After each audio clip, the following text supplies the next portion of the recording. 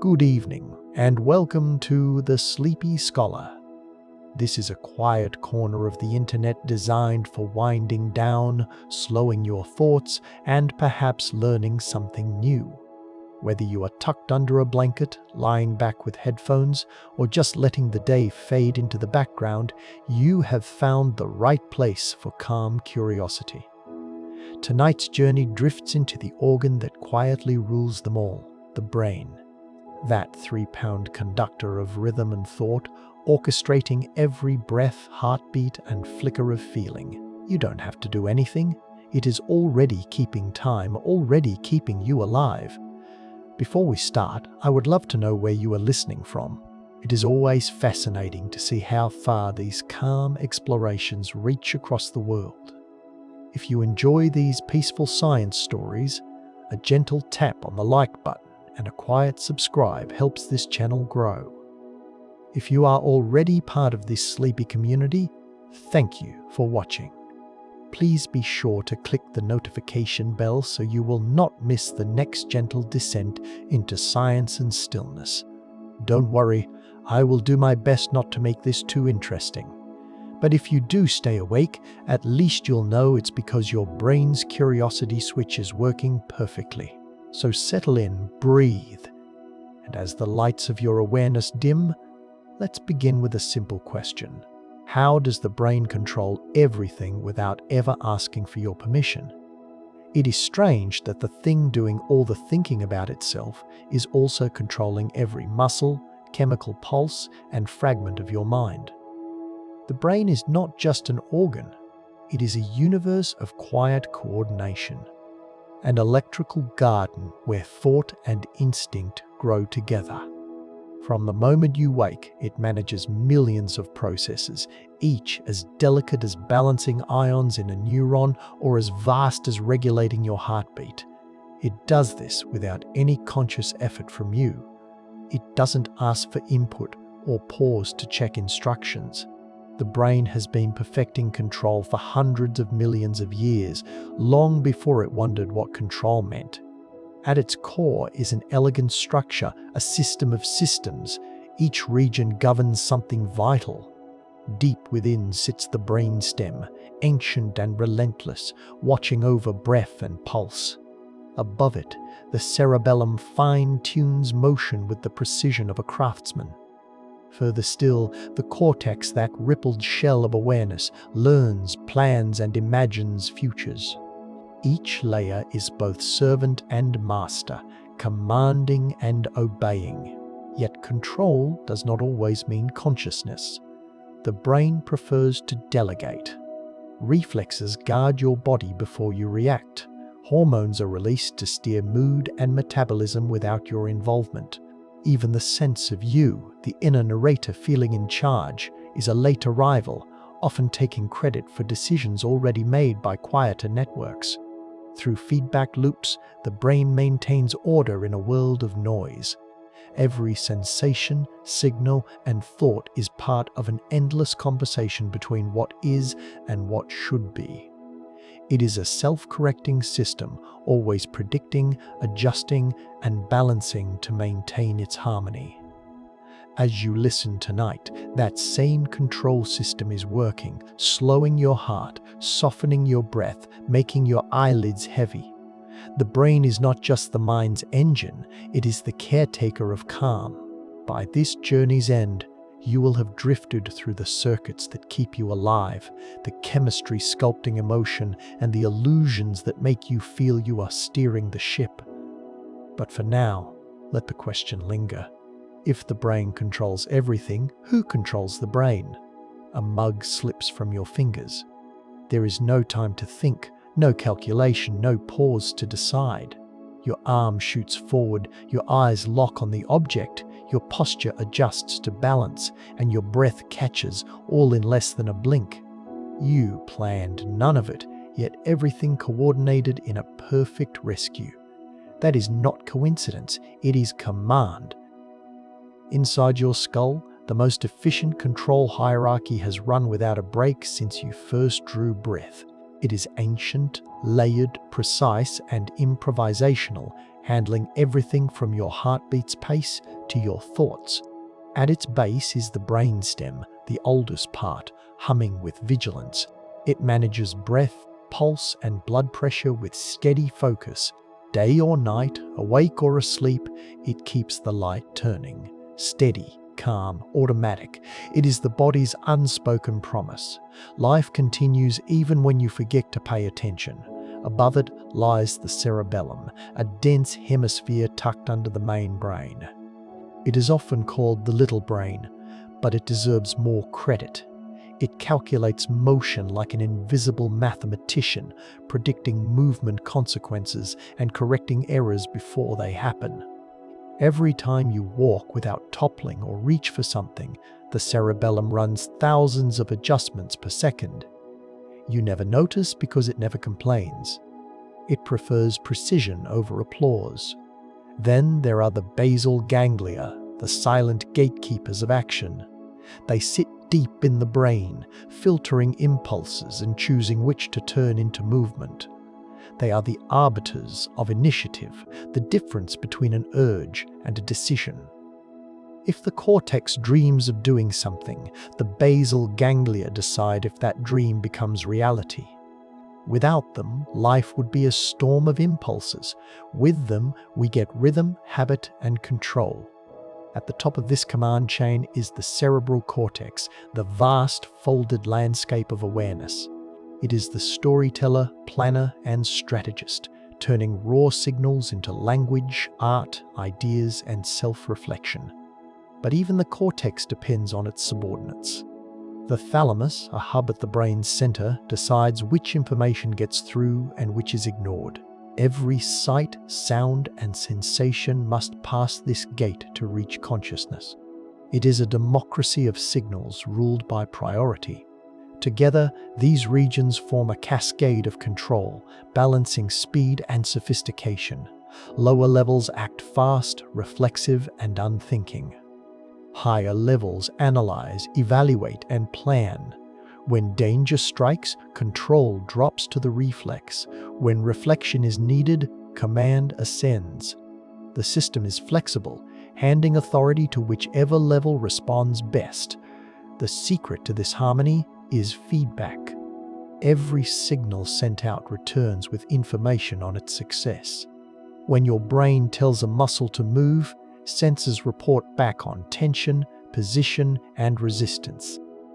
It is a conversation that never stops, a loop of action and correction, a duet between command and compliance. You can imagine it as a network of lighthouses on a coastline, each beam guiding the next. Some sweep fast, handling immediate waters. Others move slowly, marking the horizon. Each depends on the others to keep the map lit. The system's beauty is that it wastes nothing. Even at rest, the brain never stops. Electrical ripples sweep its surface like waves, keeping signals synchronized, ready for the next need. This constant readiness lets you sit, breathe, and listen now without conscious effort. It is the ultimate background process. Invisible yet absolute. Control is not domination, it is coordination. The brain does not rule the body like a tyrant, it governs through dialogue. Every organ, cell, and feedback loop contributes information. When you run, muscles send updates. When you eat, your stomach sends reports. When you rest, your heart and lungs slow down in agreement. The brain listens as much as it leads. This balance of command and response makes you adaptable. It is how you switch from calm to alert or recover balance without a conscious plan. The system learns continuously, updating internal models from every experience. Each movement and reaction becomes data for refinement. You might not remember the mug you caught, but your neurons do. They will fire faster next time. In that silent exchange between reflex and reason lies the essence of control. It is not one voice but a chorus. Each part listens, adjusts, and keeps time. When you feel in control, you are sensing the cooperation of countless microscopic decisions made before your awareness arrived. If the brain had a to-do list, it might read, breathe, balance, be brilliant in that order.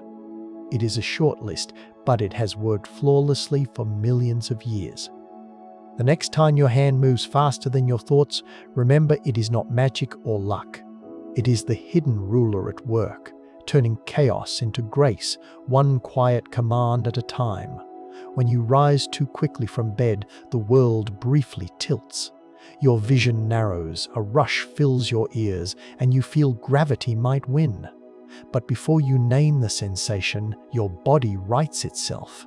Your blood pressure steadies, balance returns, and life carries on. What saved you from fainting was not willpower. It was a hidden network of automatic control, the autonomic nervous system. This network is the silent conductor of your internal orchestra. It governs the rhythms that keep you alive: heart rate, blood pressure, digestion, temperature, and pupil adjustments. It operates 24 hours a day without permission, and has done so since long before consciousness evolved. It is divided into two branches. The sympathetic system is the accelerator, readying the body for action. The parasympathetic system is the brake, restoring calm and conserving energy. Imagine the sympathetic system as the voice that shouts, "Go!" When danger appears, it floods your bloodstream with adrenaline, quickens your heartbeat, dilates pupils, and shunts blood to your muscles. Every cell prepares for motion. Once the danger passes, the parasympathetic system steps in, coaxing your heart to slow, breathing to deepen, and digestion to resume.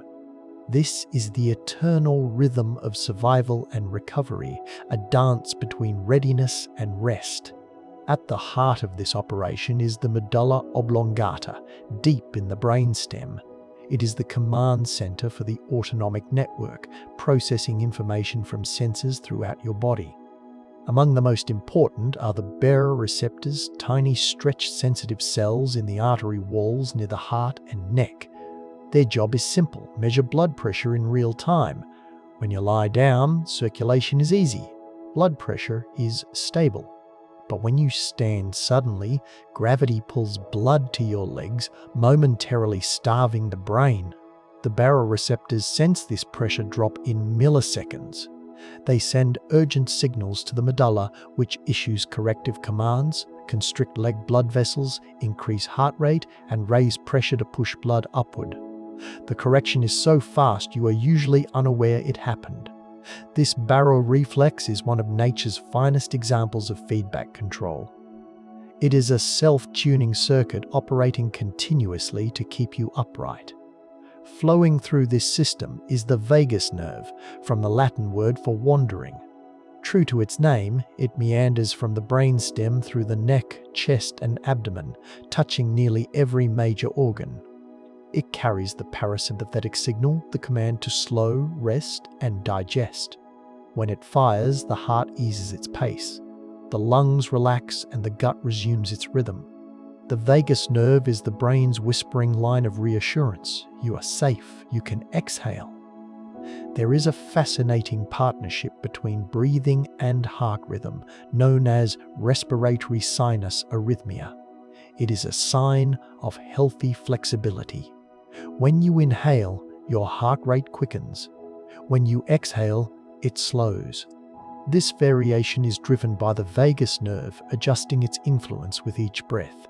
You can feel this, a tiny energy pulse on the inhale, a calm wave on the exhale. It is your brainstem fine-tuning the balance between oxygen intake and energy conservation. Here is a quiet secret of physiology that is also a tool for peace. By deliberately lengthening your exhalation, you can increase the vagus nerve's calming effect. Slow breathing, especially when the exhale is longer than the inhale, enhances parasympathetic tone, lowering heart rate and blood pressure. It is not mystical, it is mechanical. The brain interprets that rhythm as safety, and the system shifts toward relaxation. You are literally talking to your nervous system through breath, sending a message of assurance. This balance between acceleration and rest is a partnership. Without the sympathetic system, you would not escape danger. Without the parasympathetic, you would not recover. Even now, as you lie still listening, the autonomic network is tuning your internal world. Tiny heart rate fluctuations mirror your breathing. Vessels expand and contract to balance warmth and oxygen. The rhythm of your pulse hums beneath it all. This system is remarkably adaptive. Over time, it learns. Athletes often show stronger parasympathetic recovery. Their brains have trained the vagus nerve to reassert calm efficiently. Chronic stress can tilt the scales the other way, keeping the sympathetic system on high alert, like an idling car engine. But the same feedback loops that create imbalance can restore it. Consistent deep breathing, rest, and gentle movement help retrain the autonomic system. Every heartbeat you have ever had, over 2 billion in an average lifetime, has been managed by this network without fatigue. It is one of biology's quietest miracles.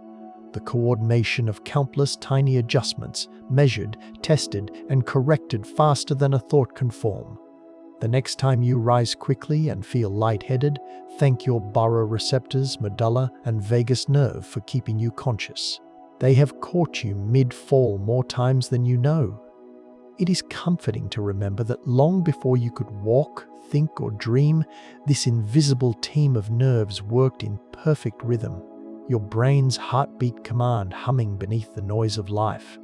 Somewhere inside your head, a single neuron fires, just one. A brief flicker of electricity lasting 1,000th of a second, yet that tiny spark can make a finger twitch, a memory surface, or a thought emerge. That is all it takes. One small pulse, a whisper in a vast electric forest. The brain is not a static organ, but a living storm of signals. Each neuron speaks to thousands of others using a language of voltage and timing. The story of that whisper starts with chemistry.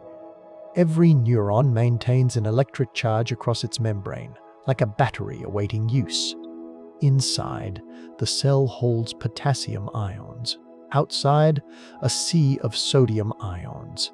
This separation creates electrical potential, usually about 70 millivolts.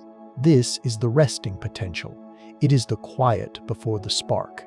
When a neuron receives enough nudges from neighbors, small chemical messages saying fire, it reaches a tipping point, the threshold. Once this happens, sodium channels open and positive ions flood in. The voltage shoots up. Then, potassium rushes out to restore balance. The event unfolds in milliseconds. A pulse of energy called an action potential. It travels down the axon like a wave on a wire, carrying the message. It is not a dramatic explosion, but more like a soft click of a domino. Neurons do not shout, they nudge politely. Each waits for its turn, responding only when the right number of signals arrive.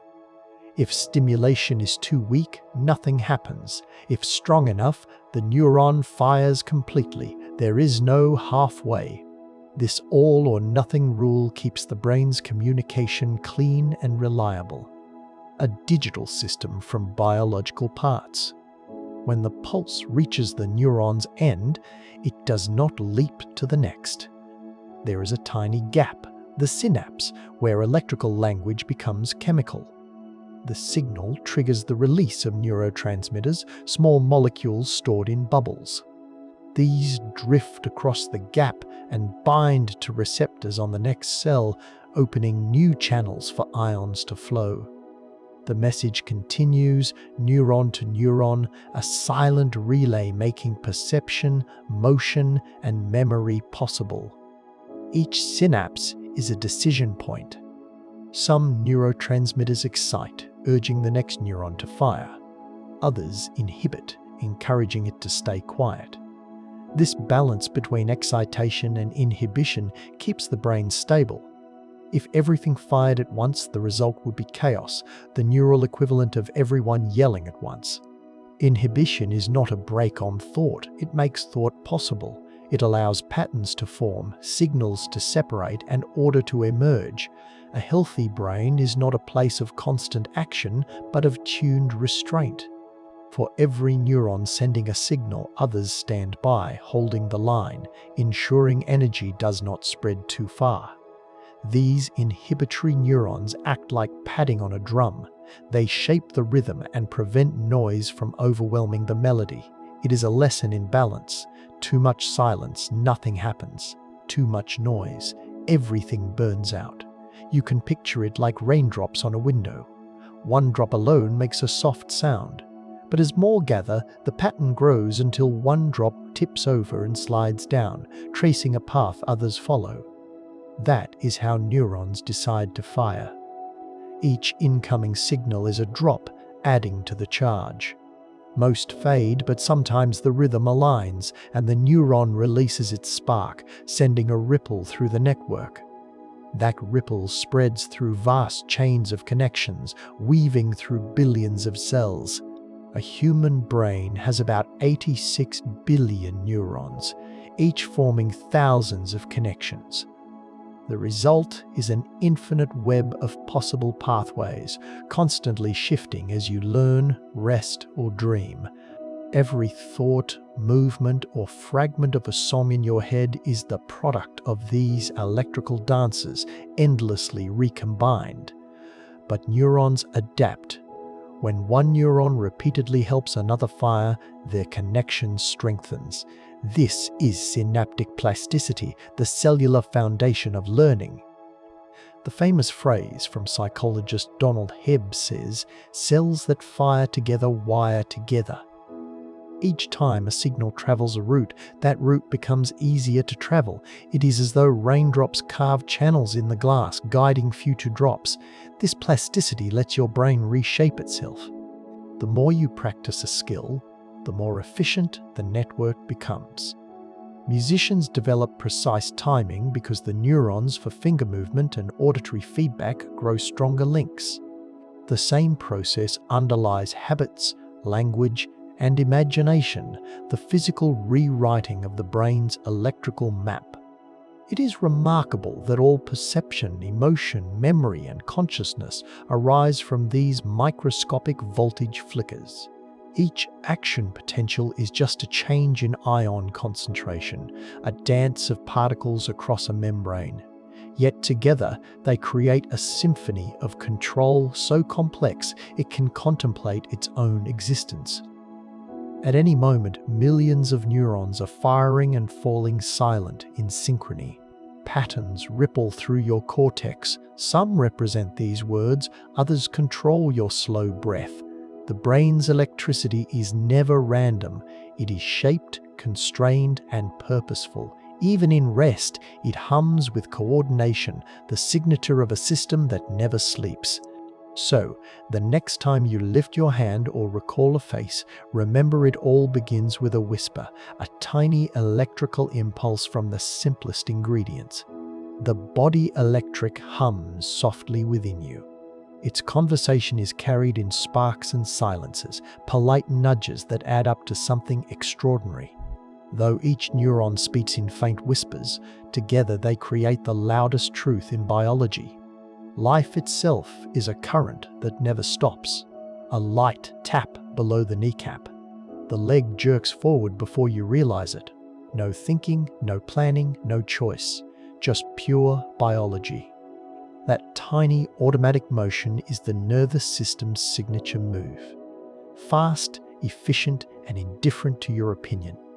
Reflexes are the body's shortcut to survival. They operate on tight wiring loops designed to handle danger or imbalance before conscious thought catches up. The circuit is almost absurdly simple. A sensory neuron detects something, a stretch, a burn, and fires a signal to the spinal cord. There, it connects directly to a motor neuron that sends an immediate command back to the muscle. In less than 1/10 of a second, the response is complete. No committee meetings, no brain approval, just instant action. That simplicity is power. Imagine touching a hot stove. Before you form the word hot, the withdrawal reflex has yanked your hand away. By the time your brain is aware of the pain, the damage is minimized. Reflexes evolved for moments like this, when survival depends on speed, not strategy. They are the nervous system's fire drills, perfected over millions of years. Not all reflexes live in the spinal cord. The brainstem handles its own critical duties. The blink reflex shields your eyes from dust. The gag reflex prevents choking. The vestibular reflexes keep you upright. These controls sit closer to vital functions, vision, breathing, equilibrium, and never wait for permission. The logic is simple. By the time you think about blinking, it is too late. Even so, higher brain regions still hold influence. The cortex and cerebellum can fine-tune reflex sensitivity, adjusting responses depending on circumstance. Soldiers and surgeons train to suppress startle reflexes. Athletes refine theirs until reaction and intention blur. This modulation does not remove reflexes but reshapes them, teaching the system precision instead of panic. Scientists call it changing the reflex gain. Your brain learns when to flinch and when to stay cool. This balance between speed and control is one of evolution's compromises. Reflexes favor immediacy. Deliberate thought favors accuracy. Too much speed risks overreacting. Too much reflection risks not reacting. The nervous system's architecture solves this by delegating authority. The spinal cord handles immediate responses. The brain reviews the aftermath. You could say reflexes act first and file paperwork later. The analogy is apt. Reflexes are like automatic sprinklers. When heat rises, they do not wait for a manager to confirm a fire. They release water. Later, inspectors see what triggered the alarm. Likewise, when your hand meets something sharp, reflexes handle the emergency. Then the brain reviews the event, adjusting future responses. It is an elegant system that keeps you safe without drowning you in decision-making. Even these simple circuits adapt. A child's exaggerated reflexes settle with growth as the brain learns regulation. Repeated training sharpens reflex timing, as seen in musicians or martial artists. With every repetition, new feedback rewrites the body's code. Reflexes remind us that intelligence is not limited to thought. Beneath awareness, a vast web of local logic runs the body's adjustments. Each tendon stretch, blink, or balance correction is an act of quiet competence. You remain unaware of most of it. That is the point. Consciousness does not need involvement in everything. It is more efficient to let lower circuits handle maintenance while the upper brain contemplates art, language, or lunch. Of course, instant reactions have quirks. Reflexes sometimes overdo it. A sudden loud noise can jolt your body even when you know it is harmless. The circuitry does not analyze context. It acts on the principle that false alarms are better than fatal delays. The reflex machine errs on the side of caution, built from millions of years of emergencies. There is something reassuring about that. These ancient circuits protected organisms long before humans walked upright. They are descendants of the earliest nervous systems, primal loops of sensation and motion. Every quick step to regain balance, every blink, every instinctive pull from danger carries that ancient lineage. Reflexes do not wait for you to think. They do not seek approval. They just work. They prove that some of the best decisions happen without any thinking at all. Try walking along a curb, not running, just placing one foot carefully before the other. You will notice a quiet choreography. Tiny ankle muscles make invisible corrections. Your eyes flicker from pavement to horizon, and every step lands with just enough pressure. You do not consciously direct it, yet it happens with the precision of a dancer rehearsing a routine. The reason you do not tumble is a small region called the cerebellum, Latin for little brain. Tucked beneath the main hemispheres, the cerebellum is only 10% of the brain's volume but contains over half its neurons. It is dense, folded, and busy. While the cortex handles strategy, the cerebellum handles execution. It ensures movement, timing, and coordination line up so seamlessly you rarely notice the effort. Without it, pouring water would feel like threading a needle in an earthquake. What makes the cerebellum special is its obsession with prediction. It does not just react, it forecasts what happens next. Scientists call this a forward model. Every time you move, your brain sends motor commands, but a copy also goes to the cerebellum. There, the little brain runs a simulation, predicting the sensory consequences, how your arm will move, how liquid will shift, how fingers will adjust. If incoming sensory feedback does not match the prediction, the cerebellum immediately corrects the motion. It is allergic to typos in movement. That predictive power lets you act smoothly in a world of delays. Signals from your eyes and muscles take milliseconds to reach your brain. A small lag, but long enough that if you waited for feedback, you would always be behind. The cerebellum solves this by running its real-time forecast, staying one step ahead. It is like a conductor anticipating the next note, ensuring harmony. This is why your hand steadies when you reach for something delicate, or why you catch a falling object. Every subtle correction is guided by the cerebellum's stream of predictions. When you walk on uneven ground, it compares what you expected to feel with what happens, then adjusts balance. It is the ultimate quality control, reviewing your motor performance hundreds of times per second. Like any good editor, the cerebellum improves with practice. The more you repeat a movement, the more accurate its predictions. This is why learning to ride a bike or play an instrument feels clumsy at first. Early attempts flood the cerebellum with prediction errors. Each wobble or missed note is data for recalibration. Slowly, through repetition, the forward models tighten until the motion feels effortless. The learning is so deep, it becomes automatic. Once mastered, you perform the skill without conscious thought. Even mistakes are valuable. They serve as calibration points, letting it fine-tune expectations. Think of adjusting a thermostat. If the room is too cold, turn up the heat. If it overshoots, turn it down. Over time, adjustments grow subtle. That is how a pianist strikes keys thousands of times without missing. Each repetition polishes the brain's internal models. The cerebellum's precision extends beyond movement. It contributes to timing, rhythm, and aspects of thought. People with cerebellar damage often struggle not only with coordination but also with judging time intervals or maintaining smooth speech. It seems evolution, having discovered this timing engine for motion, began using it for other predictive tasks, from language pacing to social timing. One of the most fascinating qualities of this structure is how quietly it works. It does not clamor for attention, it simply polishes every act, smoothing rough edges and giving motion graceful fluidity. When you reach for a cup, the cortex decides to act, but the cerebellum ensures your fingers close without clattering the china. It is the unsung hero of elegance. Even when you are still, the cerebellum is running calculations.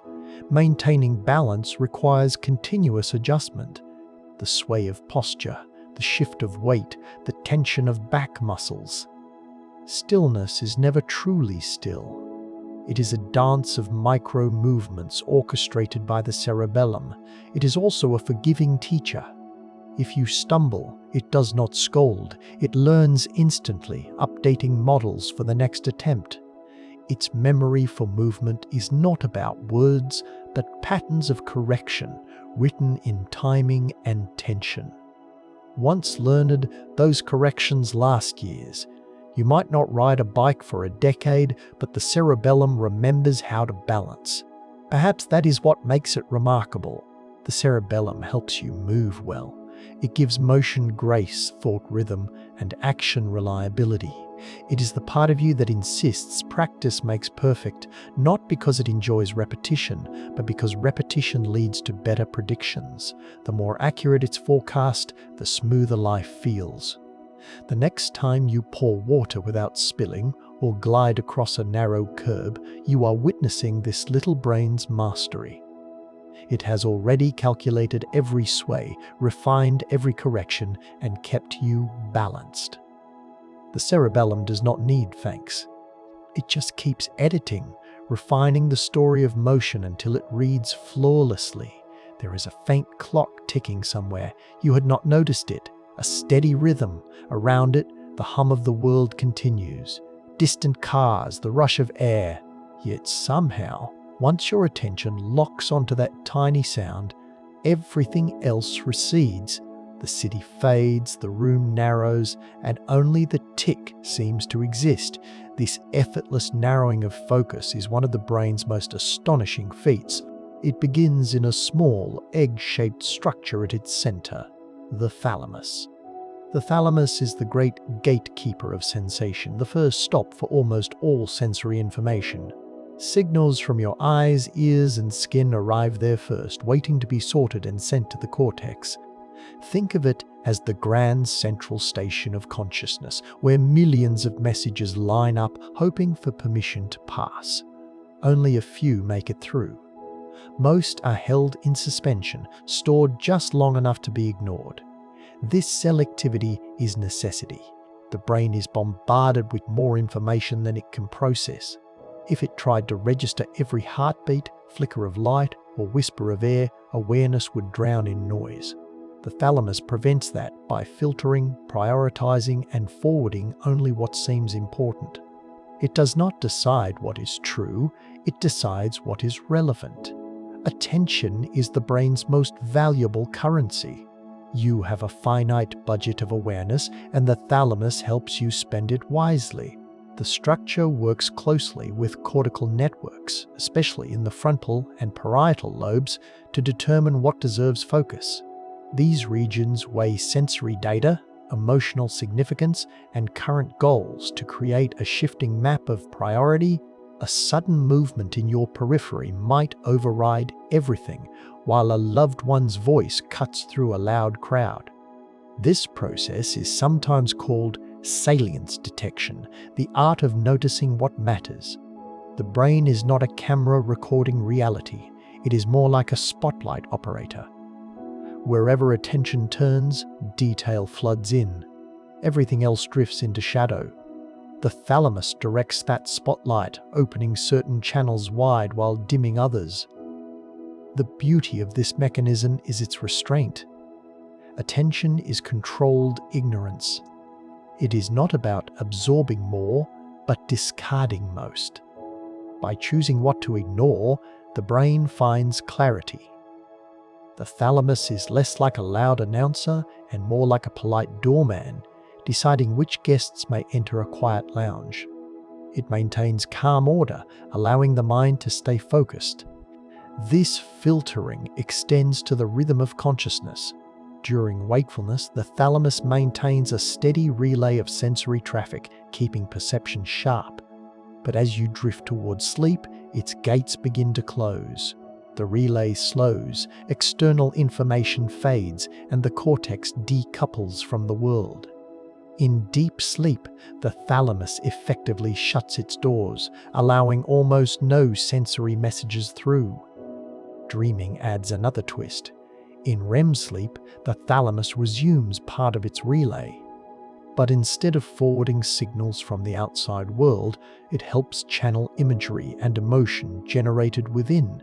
It switches allegiance, turning attention from the external to the internal. This is why dreams feel vivid yet detached from your surroundings. The gatekeeper has not stopped working, it is just hosting a different guest list. When attention sharpens upon waking, the thalamus reopens its gates. Sensations flood back, the coolness of air, the brightness of light, the sound of morning. It is almost theatrical, the way consciousness restarts, as if a curtain has been lifted. The thalamus is deeply intertwined with awareness. Damage to this region can lead to disorders of consciousness, such as coma. Without its filtering, the cortex becomes either flooded with noise or starved of input. It reminds us how fragile focus is, how much depends on this small structure. The thalamus does not work alone. It is part of a vast conversation. But its contribution is unique. It regulates rhythm. Neurons within the thalamus fire in precise patterns, synchronizing activity across distant brain parts.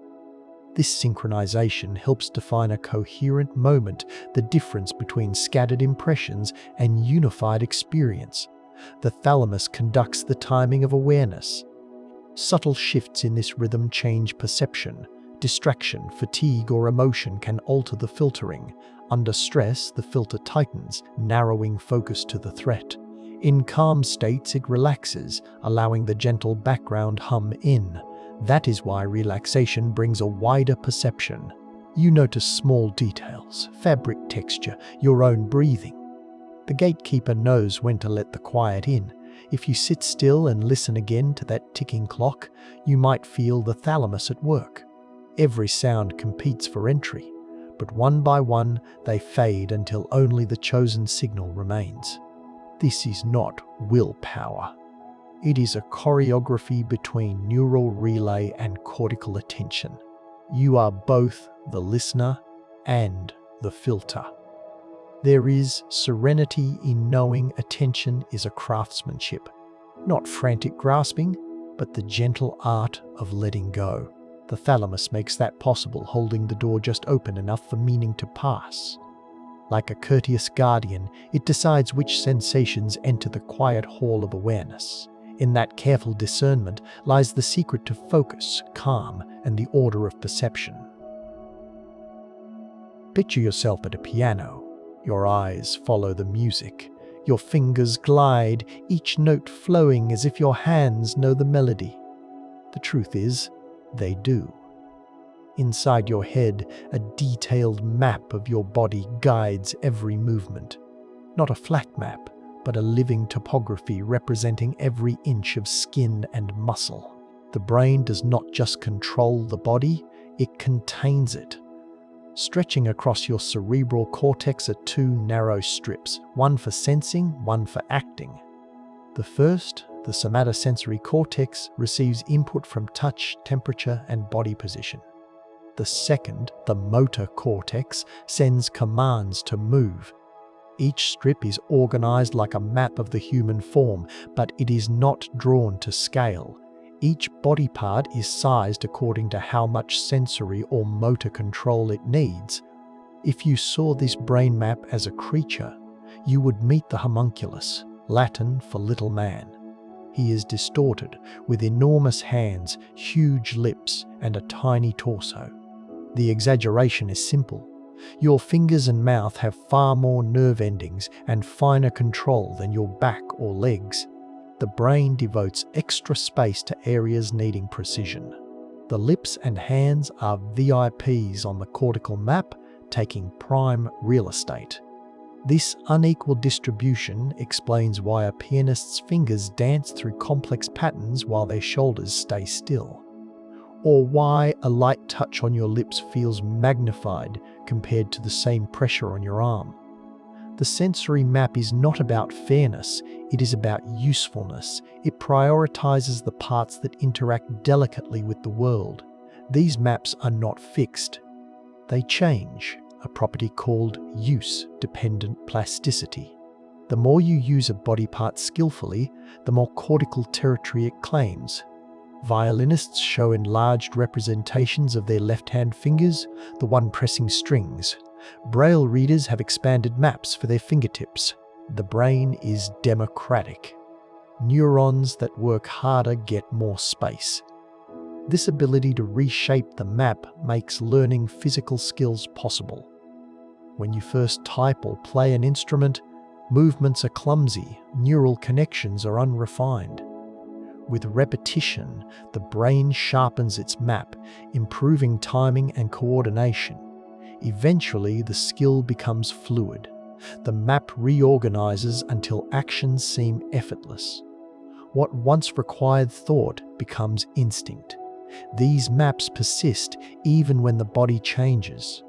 One intriguing discovery came from studying people who lost a limb. Many reported sensations from the missing arm or leg. Touching their face, for instance, might feel as though their absent hand was stroked. It seemed impossible, yet brain imaging confirmed it. The sensory cortex area once devoted to the missing limb had been taken over by neighbouring regions. But the old map lingered. Neurons that once received hand signals now responded to face input, but their interpretation had not updated. The map was intact without the territory. This phantom limb phenomenon shows the body's brain representation is not just a reflection of flesh, it is an active model maintained by experience. The brain builds its sense of self from the conversation between sensation and expectation. When that conversation goes quiet, the brain does not erase the missing part, it holds the space open, a strangely poetic loyalty. The same principle explains why tools feel like extensions of your body. A tennis racket or steering wheel quickly becomes part of the brain's operational space. Neurons once representing the hand now include the tool in their calculations. The map expands, integrating the artificial with the biological. To your brain, the line between self and object is flexible. These cortical maps influence how you perceive your shape. Close your eyes and touch your nose. You do it effortlessly because the brain always knows where every part is.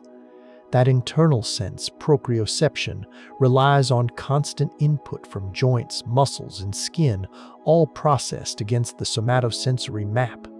If that map is distorted, the body can feel foreign or stretched.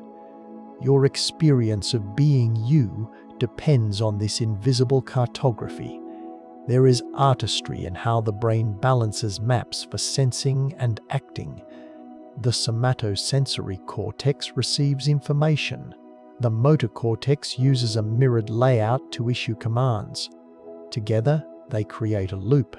Feel, move, adjust, repeat. Every movement is guided by sensation and shaped by it. When you run fingertips across a surface, the sensory map measures texture. The motor map adapts the motion. It is a conversation between two halves of the same mind. Even rest reveals the map's activity. As you sit still, the brain remains aware of posture, maintaining awareness of where each limb is.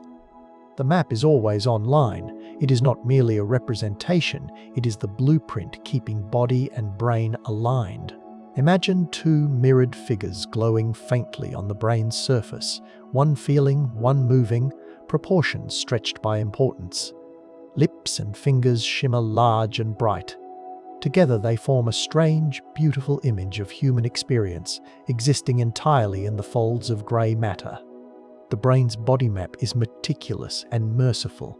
It learns, adapts, and holds memories of touch. It allows you to reach, grasp, play, and feel with grace. Though it exaggerates hands and lips, it does so out of affection for the tools connecting you to the world. Every note played, every keystroke, every brush of fabric is a reminder that your brain carries a living portrait of your body, evolving with every move. You decide to stand up. A simple thought. Yet an entire sequence unfolds. Muscles tighten, posture shifts, balance recalibrates. You do not consciously manage these details. The act feels seamless. But deep inside, the basal ganglia have just coordinated 1,000 micro-decisions. The basal ganglia are the brain's action selectors, determining what you do next. They sit at the crossroads of intention and motion, choosing which potential actions to start, hold back, or ignore. Without them, thought would never turn into behavior. Every plan, movement, or word passes their gates before reaching the muscles. Think of this system as a train station. Countless routes converge, but only certain trains are cleared for departure. Each platform is a possible action, standing, speaking, or remaining still. Signals flash, but only a few get the green light. The basal ganglia manage the schedule, ensuring one train leaves smoothly before another. This is done through two main routes, direct and indirect. The direct pathway is the go signal. When active, it disinhibits motor circuits, letting an action proceed. The indirect pathway is the hold signal, suppressing competing actions. Together, they balance motion and restraint, a constant negotiation between impulse and inhibition. It is choreography. Each movement results from this silent conversation. Start, stop, start again. If you have hesitated before stepping onto an escalator, you have felt these pathways. The brain tests possibilities, weighing timing and context. The basal ganglia do not just pick an action, they decide when it unfolds. Once chosen, they suppress alternatives, keeping movements fluid, not scattered. At the heart of this coordination is dopamine. Often mislabeled the pleasure chemical, dopamine is better understood as a teaching signal. The brain's way of saying, "This was worth doing." When an action leads to a reward, dopamine rises, strengthening the neural connections for that behavior. Next time, the basal ganglia are more likely to approve that route. If the result was disappointing, dopamine falls and the pathway weakens. Over time, this feedback loop sculpts your habits, carving efficient grooves into your brain. This process is why learning to walk or type starts awkwardly but becomes automatic. Early on, the cortex is heavily involved, guiding each movement. But as the basal ganglia refine the circuits through repetition, the task transitions into habit. You no longer think about how to pedal. The train schedule is optimized. Actions that required effort now glide through. The basal ganglia also handle conflicting goals. Imagine sitting comfortably but remembering your phone is across the room. One part of your brain signals the urge to move, another insists on staying put. The basal ganglia weigh the input's effort versus reward and determine which wins. If importance tips the balance, you stand. If comfort outweighs motivation, you stay seated. It is the same process when you decide whether to exercise or check a notification. The system measures value. This ability to evaluate outcomes makes the basal ganglia vital to learning and decision-making. They control patterns of behavior. The circuits looping through them link to emotional and cognitive regions, blending motivation with action. That is why habits feel hard to break. They are woven into the control loops defining what happens next. Habits are the brain's way of saving energy. Once a behavior is learned, the basal ganglia automate it, freeing the cortex. It is neural efficiency. When you reach for your phone without realizing, it is this system running routines. The same circuits that make you a master pianist can make you a chronic procrastinator. The difference is what you have taught the brain to value. In Parkinson's disease, where dopamine-producing neurons die, this scheduling system falters. Movement slows, hesitation increases, and transitions become effortful. It is as though the train station lost its signal system. Trains line up, unsure when to go. Conversely, conditions with excessive dopamine can lead to impulsive behaviors where green lights flash too freely. The brain's ability to decide when to act is as important as the ability to act. Beyond movement, the basal ganglia influence timing and creativity. The same predictive circuits that schedule physical actions help organize sequences of thought. When you compose a sentence, these structures subtly arrange the order, guiding transitions between ideas. They are managers of flow, ensuring the brain does not try everything at once. What emerges is grace through structure. The basal ganglia let you move without overthinking, yet allow deliberate change. They are the bridge between instinct and intention, mediating the conversation between desire and discipline. Standing, walking, or reaching for a glass all unfold as if by magic. But the choreography is ancient. Deep in your brain, the train station hums with quiet order. Gates open and close, signals flicker green, and the right actions depart on time. You are standing on a moving bus, one hand gripping a pole, the other reaching for your drink.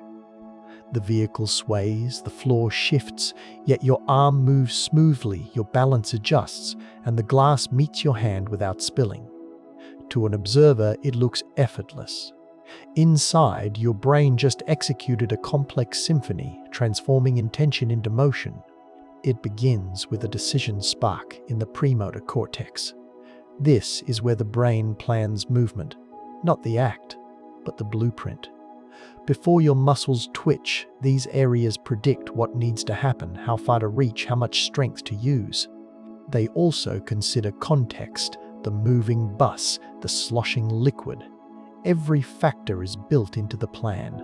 Once ready, the plan passes to the primary motor cortex M1, the final command center. Here, neurons representing body parts burst into precise activity. The command to move your arm emerges as a cascade. Each muscle group is instructed when to contract, how much force to apply, and how to coordinate. It is less like pushing a button, more like conducting an orchestra.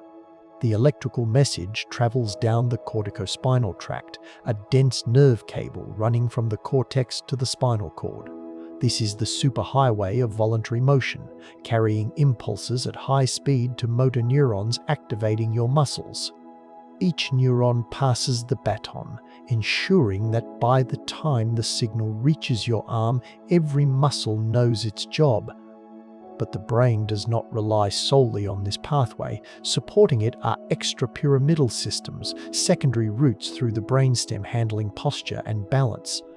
These circuits ensure you do not topple over. As your arm reaches, other signals adjust your back and leg muscles to counterbalance the weight shift. It is a constant conversation between intention and stability. Every action is paired with a correction. The cerebellum joins the dialogue, watching like a tireless editor. It compares what you meant to do with what is happening, sending instant corrections. When the bus lurches, the cerebellum senses the mismatch and adjusts your posture to keep the glass steady. It is predictive, precise, and patient. The brainstem also plays its part, bridging higher command and spinal execution. Here, motor signals are refined, synchronized, and sometimes overridden. Reflex arcs can make emergency corrections faster than thought. Your grip might tighten instinctively when the bus jolts. That is the lower circuits taking initiative. The system's beauty is its redundancy. The brain does not trust one path alone. If one route fails, others step in. This graceful degradation allows partial function even after injury. Someone with motor cortex damage can often regain movement through rehabilitation as alternate circuits compensate. It is as though the orchestra still performs, even if one section plays softer. Each movement requires exquisite coordination between thousands of neurons, yet it happens effortlessly. The cortex initiates, the brainstem stabilizes, the cerebellum refines, and the spinal cord delivers. Like sections of an orchestra passing a melody, the tune remains recognizable.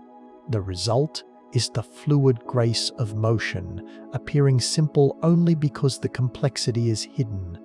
This hierarchy also explains why movement feels intuitive once learned. When you first practice a skill, cortical regions are heavily engaged. Over time, as the cerebellum and basal ganglia refine coordination, control shifts to deeper circuits. The movement seems to execute itself. You think reach, and the orchestra knows the notes. The system is not just for physical action, it is the foundation for rhythm, speech, and thought. The same timing that guides your limbs helps structure sentences and coordinate breathing with words. Movement is the language of the brain. Everything else evolved from its capacity to orchestrate action. When these pathways are disrupted, their complexity is visible. Damage to the corticospinal tract causes weakness. Disorders affecting the extrapyramidal system, like Parkinson's, produce stiffness. Yet even here, the motor network's adaptability shines. The brain learns new strategies, recruits alternative circuits, and finds fresh routes. Motion is too important to leave vulnerable. If you could watch this unfold, from intention to muscle contraction, it would look like a choreographed relay race. Signals flash, each shaping the movement before handing control onward. At the end, far from the brain that began it, a hand closes around a glass, perfectly timed to the bus's sway. What we call coordination is really conversation. Billions of neurons maintaining balance amid constant change. The motor pathways prove control is not rigidity, but adaptability. Not issuing orders, but listening and adjusting. They transform will into movement, thought into touch. When the bus stops, your brain does not rest. It shifts the melody. New muscles take up the theme. The orchestra never stops playing. It just changes tempo to match your world. The difference between morning and night is not just light, it is chemistry. When you wake, your brain changes internal lighting, circuits brighten, signals sharpen, and the mind shifts to focus. As the day fades, that system softens, swapping precision for rest. This transformation is governed by waves of molecules, neuromodulators. These messengers do not carry individual thoughts. They set the brain's overall tone, excitable, calm, curious, or content. Where a neuron spike whispers, "Move this muscle," neuromodulators act like lighting directors, deciding if the scene feels bright or dim. They determine your state of being. Among the most famous is dopamine, the molecule of motivation and learning.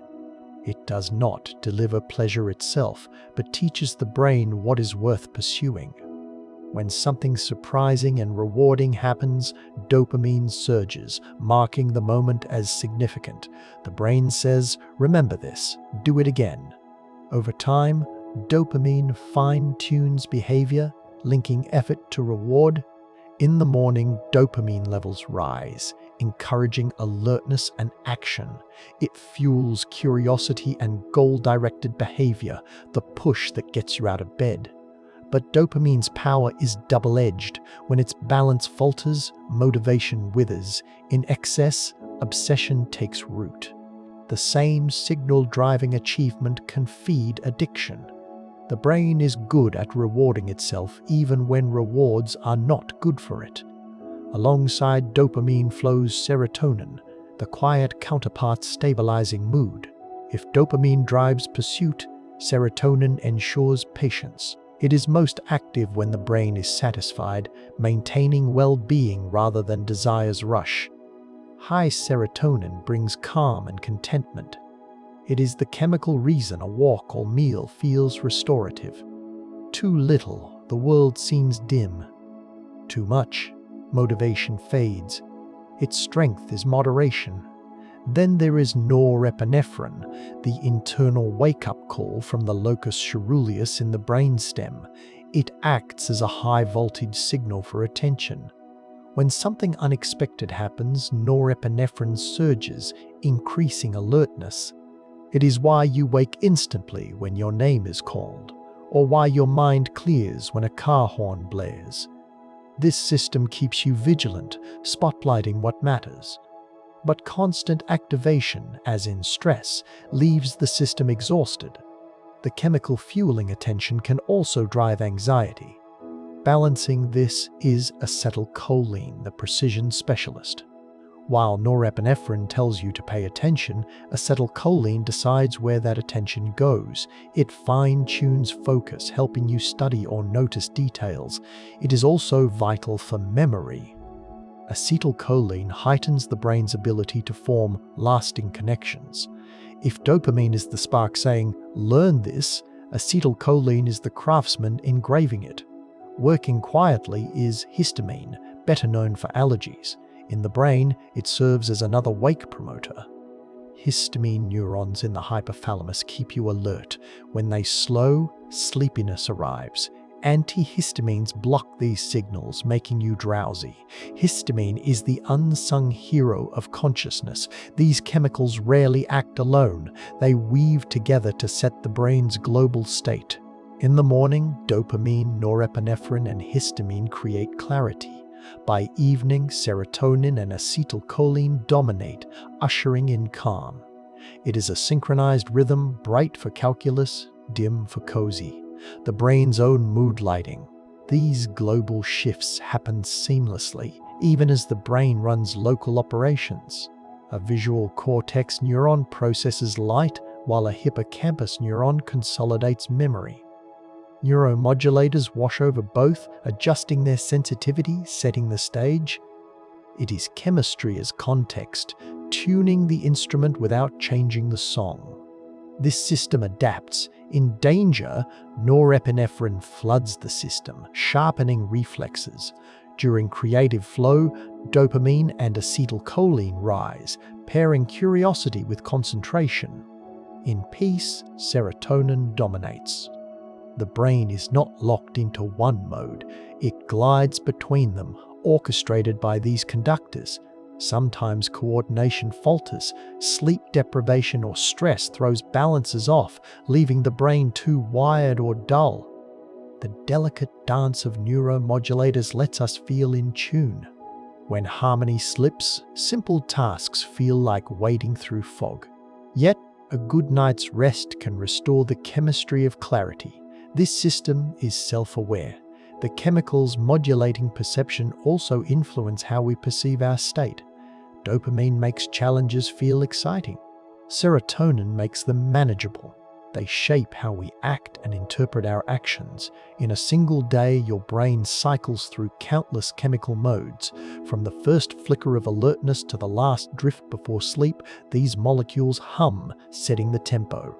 You do not notice them unless they falter, the highest compliment. They make everything feel natural. When you wake, remember the brightness of your mind is not just willpower, it is this elegant internal chemistry, balancing focus and peace like a dimmer switch for awareness.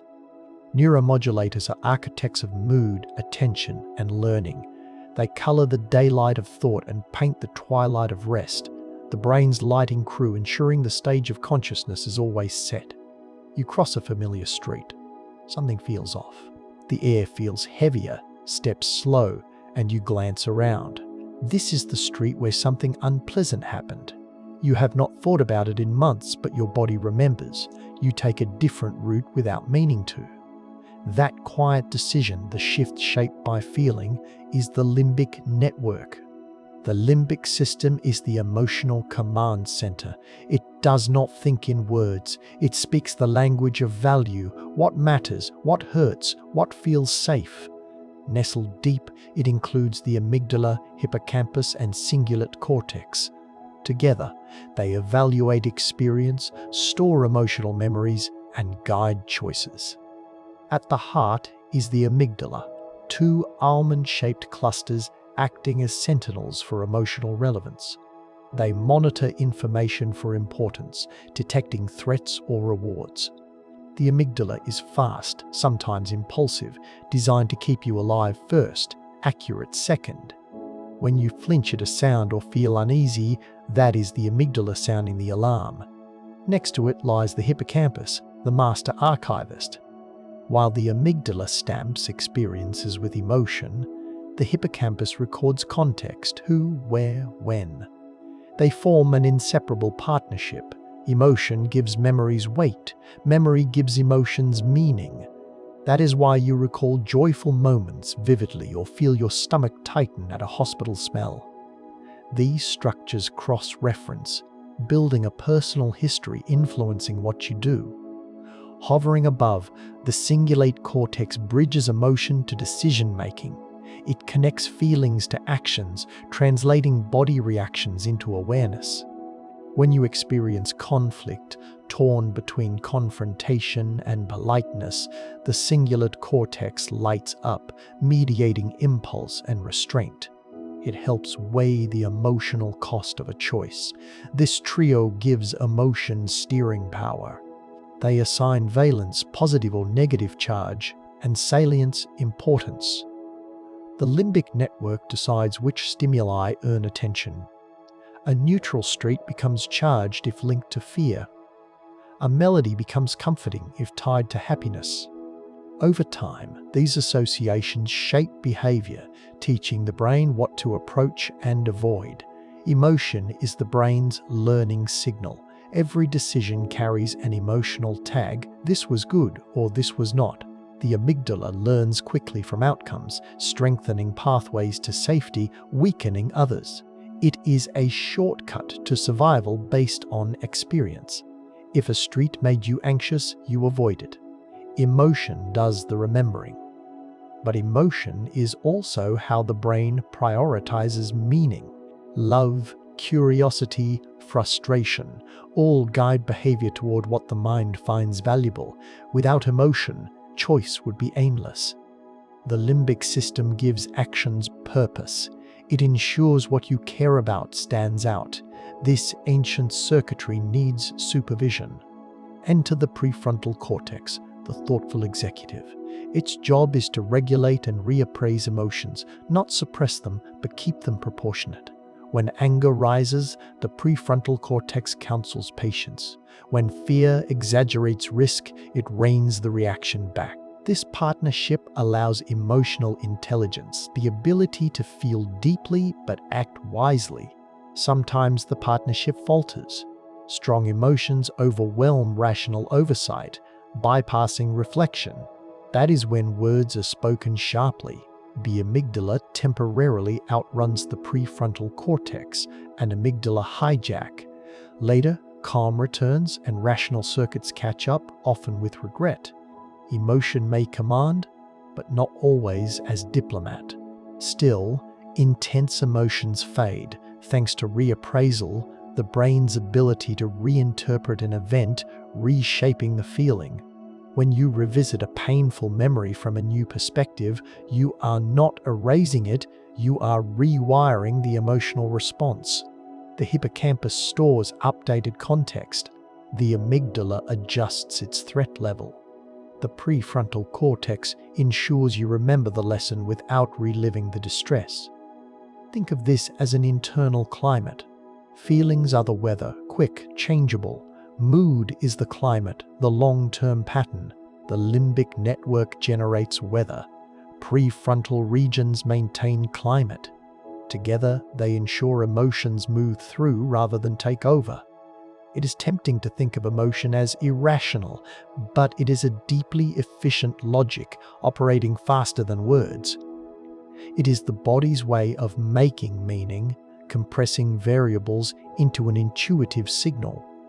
The warmth seeing a friend, the tightening in your chest, the satisfaction of solving a problem, this is data distilled into feeling. The limbic system is less about chaos, more about coherence. It keeps your life story emotionally organized, weaving joy, fear, and hope into memory. Without it, experiences would occur but have no color, no hierarchy. You would remember facts, but not why they mattered. When you change route to avoid that street, it is not weakness, it is wisdom encoded in emotion. The limbic network steers you quietly, using lessons written in feelings. It is the ancient captain beneath conscious thought, navigating by memory, mood, and meaning. When the weather of emotion changes, it leaves a clearer map, a chart of experiences that make you human. You dust off an old bicycle. The tires are low, the seat unfamiliar. You hesitate, wondering if you still remember. Then you push off, wobble once, and glide. The balance, the timing, the rhythm, it all returns. You forgot the details, but your body has not. This captures one of the brain's great feats, storing different memory types in different systems, ready to guide action even when recollection fades. Memory is not a single library. It is a city with districts, each specializing in its own knowledge. Some hold life stories, others store skills so ingrained they operate without awareness. These systems work together, the past shaping the present, often without permission. Two main regions take the spotlight: the hippocampus, declarative memory, and the striatum, procedural memory. The hippocampus handles memories you consciously recall, facts, events. It lets you say, "I remember my first day of school." It links context, space, and time into narratives, like a historian. When you recall a story, the hippocampus flips through records, reassembling the scene. The striatum cares little for storytelling. It is the workshop of repetition, storing routines, walking, tying shoes, riding that bike. These memories are not easily verbalized. They live in muscle timing and reflexes, refined through feedback. The striatum works with the basal ganglia, turning effort into instinct. Long-term memory stores the manual. Habits run the software. This separation keeps the brain efficient. You do not need to consciously remember how to balance a bike. Your procedural circuits handle details. The hippocampus remains free to focus on new information, the scenery, the route. One system keeps you upright, the other oriented. Memory is not static. Each time you recall an event, the memory becomes flexible again, a process called reconsolidation. When reactivated, the brain reopens its file for editing. It reinforces what is accurate, discards the outdated, adds new details.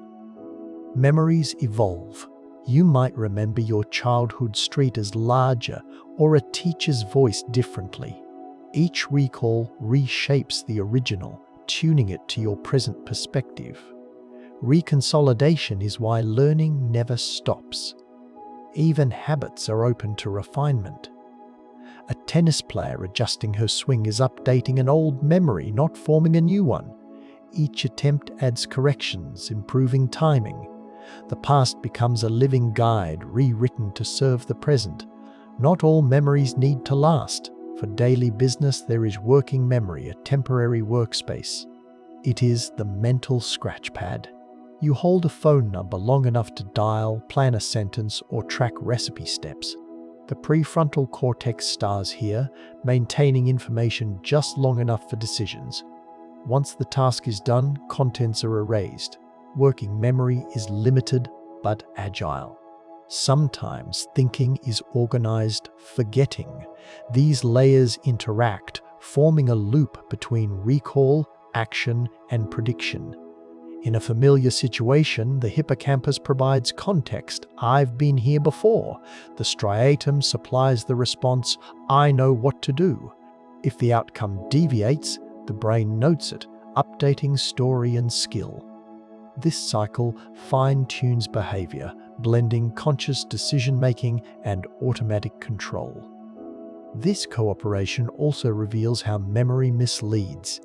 Declarative memory, being flexible, is prone to distortion.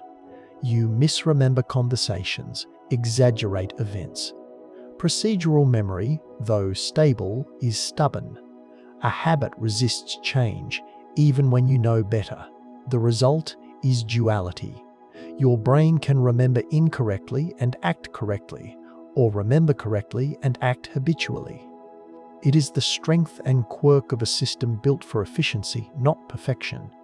Emotions leave fingerprints on memory. The amygdala works with the hippocampus, ensuring experiences tied to strong feelings are stored vividly. That is why you recall where you were during a major life event, but not yesterday's breakfast. Emotional intensity acts like a highlighter. But even emotional memories evolve through reconsolidation.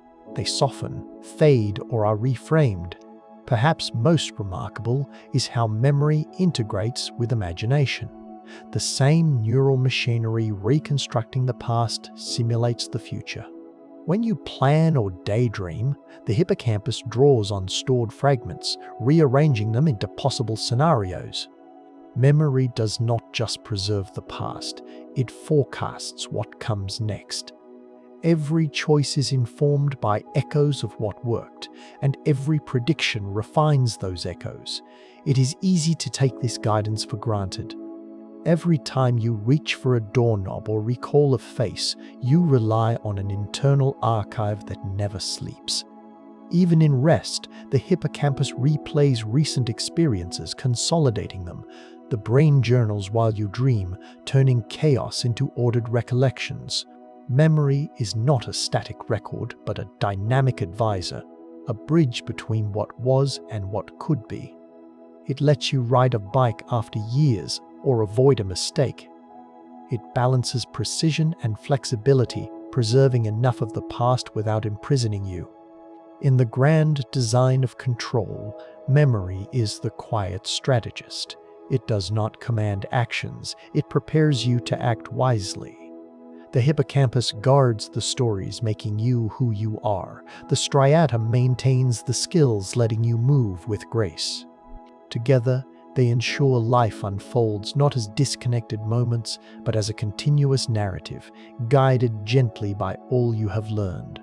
You are in a cafe, surrounded by conversation, clattering cups and a coffee machine.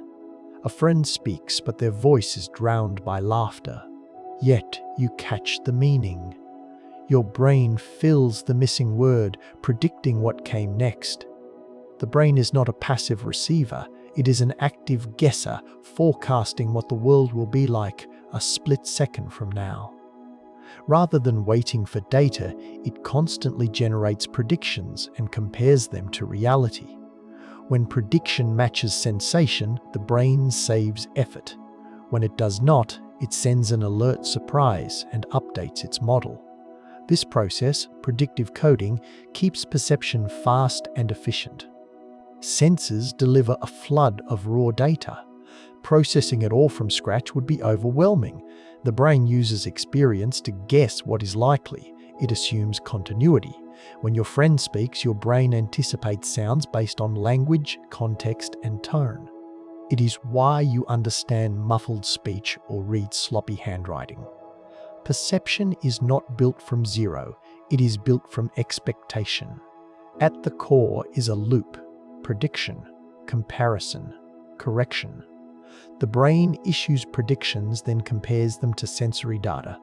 A mismatch creates a prediction error, an internal alarm. The brain uses this error to refine its model, reducing future surprises. It is an efficient strategy: guess boldly, correct gently, learn continuously. This works at every level. The visual cortex predicts light patterns. The auditory system forecasts speech rhythm. Motor control runs on prediction. When you reach for a cup, your brain estimates the weight, adjusting muscle tension. Reality tests how good your predictions are. One researcher described perception as a controlled hallucination. What you experience is not raw reality, but a constructed version. The brain's internal model paints a picture based on past experiences, then updates it. Usually the hallucination matches the world. Occasionally it does not. You see predictive coding when expectations are violated. A phantom phone buzzes. You reach for a step that is not there. You mishear a lyric. These moments reveal the machinery. Your mind simulates the world, occasionally tripping over its foresight. The balance between prediction and surprise keeps perception stable yet flexible. Too much prediction, you stop noticing new information. Too much sensitivity to error, the world becomes confusing. The brain walks a careful line. If the environment is predictable, it trusts its priors. If chaotic, it relies on sensory input. This tuning lets you drive smoothly on a familiar road, but instantly refocus when something unexpected appears. In the cafe, this principle lets you understand conversation in noise. Your brain predicts sentence structure, filling in missing syllables. It is efficiency. The brain uses language patterns learned over a lifetime to minimize effort. Perception is like autocomplete for reality, making educated guesses with frequent spell checks against the world. This predictive nature extends beyond senses. It shapes movement, thought, and emotion. When you reach, the motor system predicts consequences. If feedback matches, motion is smooth. If the object is heavier than expected, the brain corrects mid-action. Emotion works similarly. If the brain predicts safety but encounters threat, the mismatch triggers anxiety. Every experience involves minimizing surprise. Prediction also gives rise to learning. Each failed expectation adjusts internal models. This is how infants learn gravity, language, and cause-effect. Not by memorizing, but by predicting and revising. Dopamine signals the difference between expected and actual reward. When the outcome is better than predicted, dopamine rises. When worse, it falls. The chemistry of surprise becomes the engine of adaptation. The predictive brain does not just react, it shapes what the world seems to be. That is why two people witness the same event and remember it differently. Each starts with unique priors, filtering new information through that lens. The result is subjective but efficient. Reality is always part forecast, part feedback. Your sense of self depends on this loop.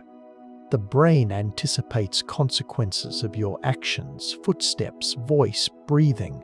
When predictions line up, the world feels stable and owned. When they do not, things feel off, like an echo of your voice or a reflection lagging. The self is also a construct, maintained by expectation and error correction.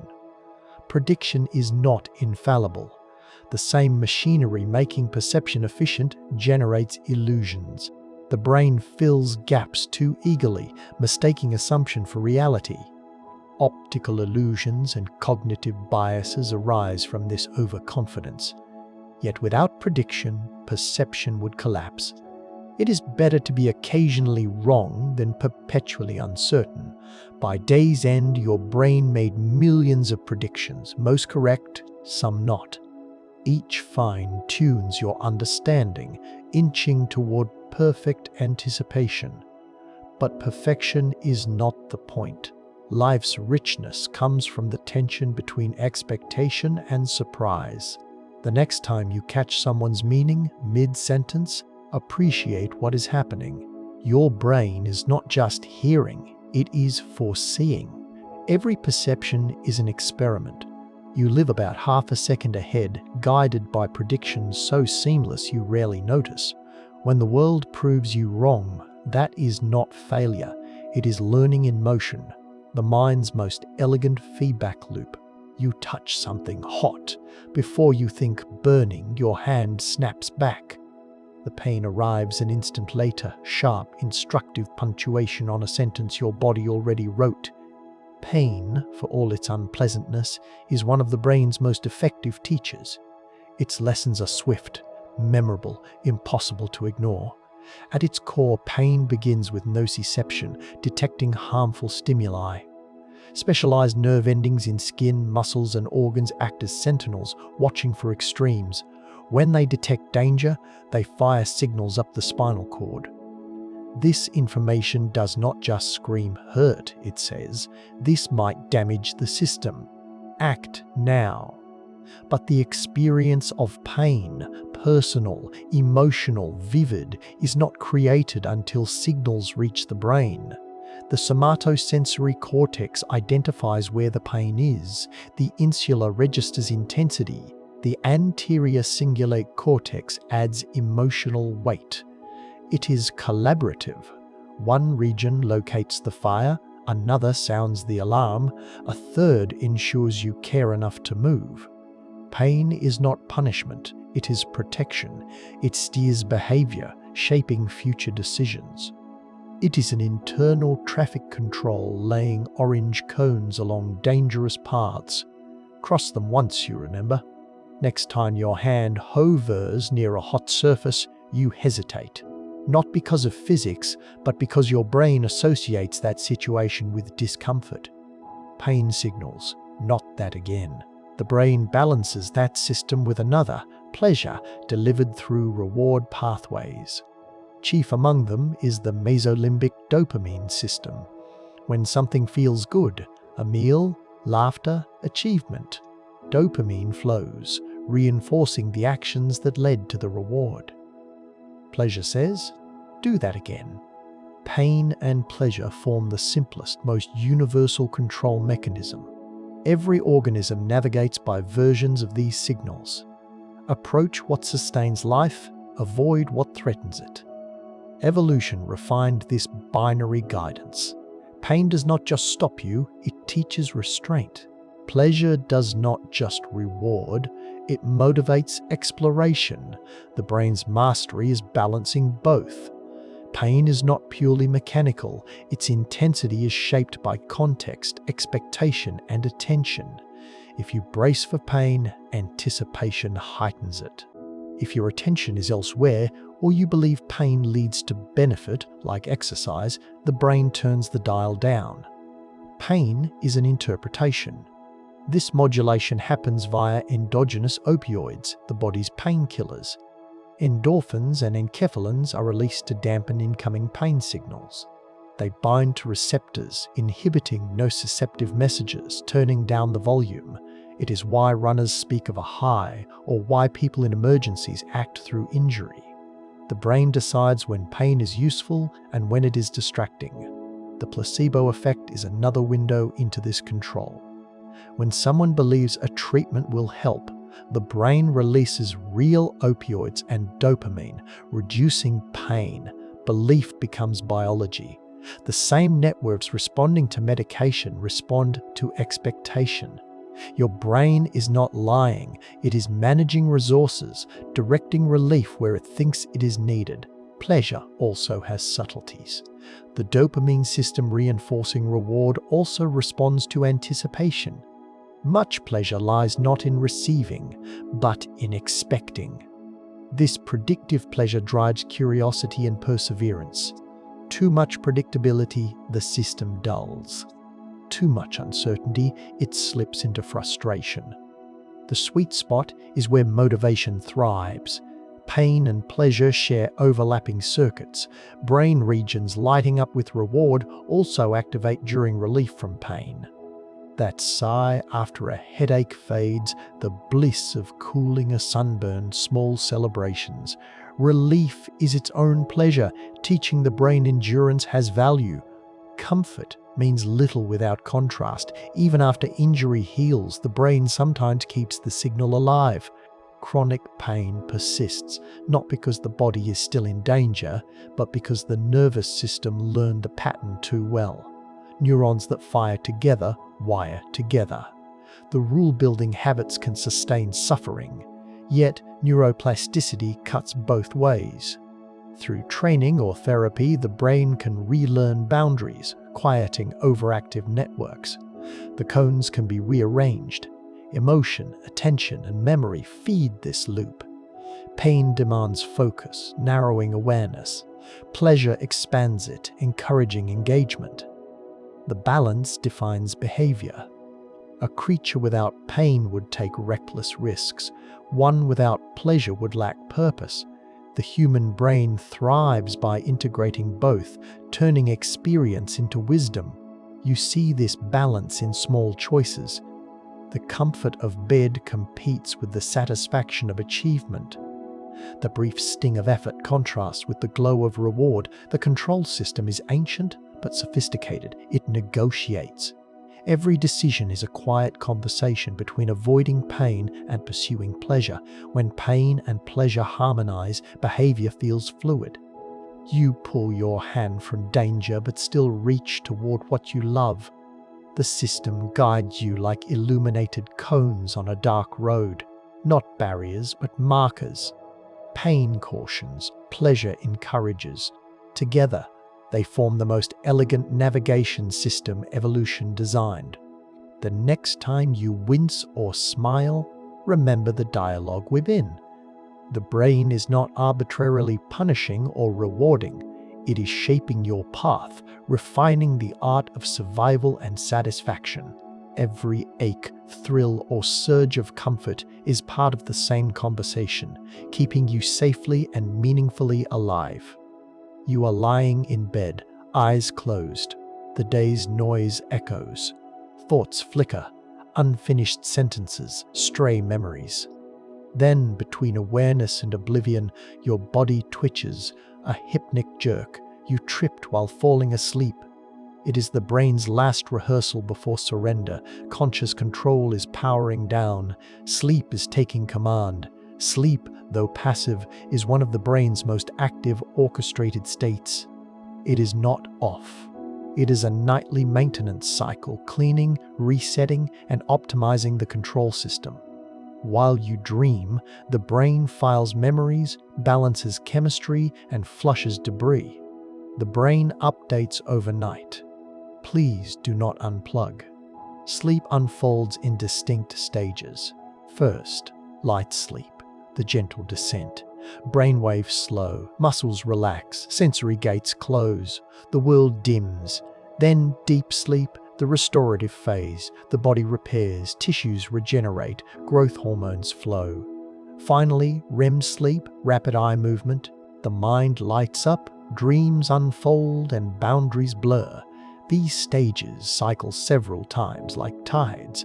Early deep sleep dominates. Later, REM takes stage. The brain alternates, first rebuilding the house, then wandering its halls. By morning, body and mind emerge recalibrated.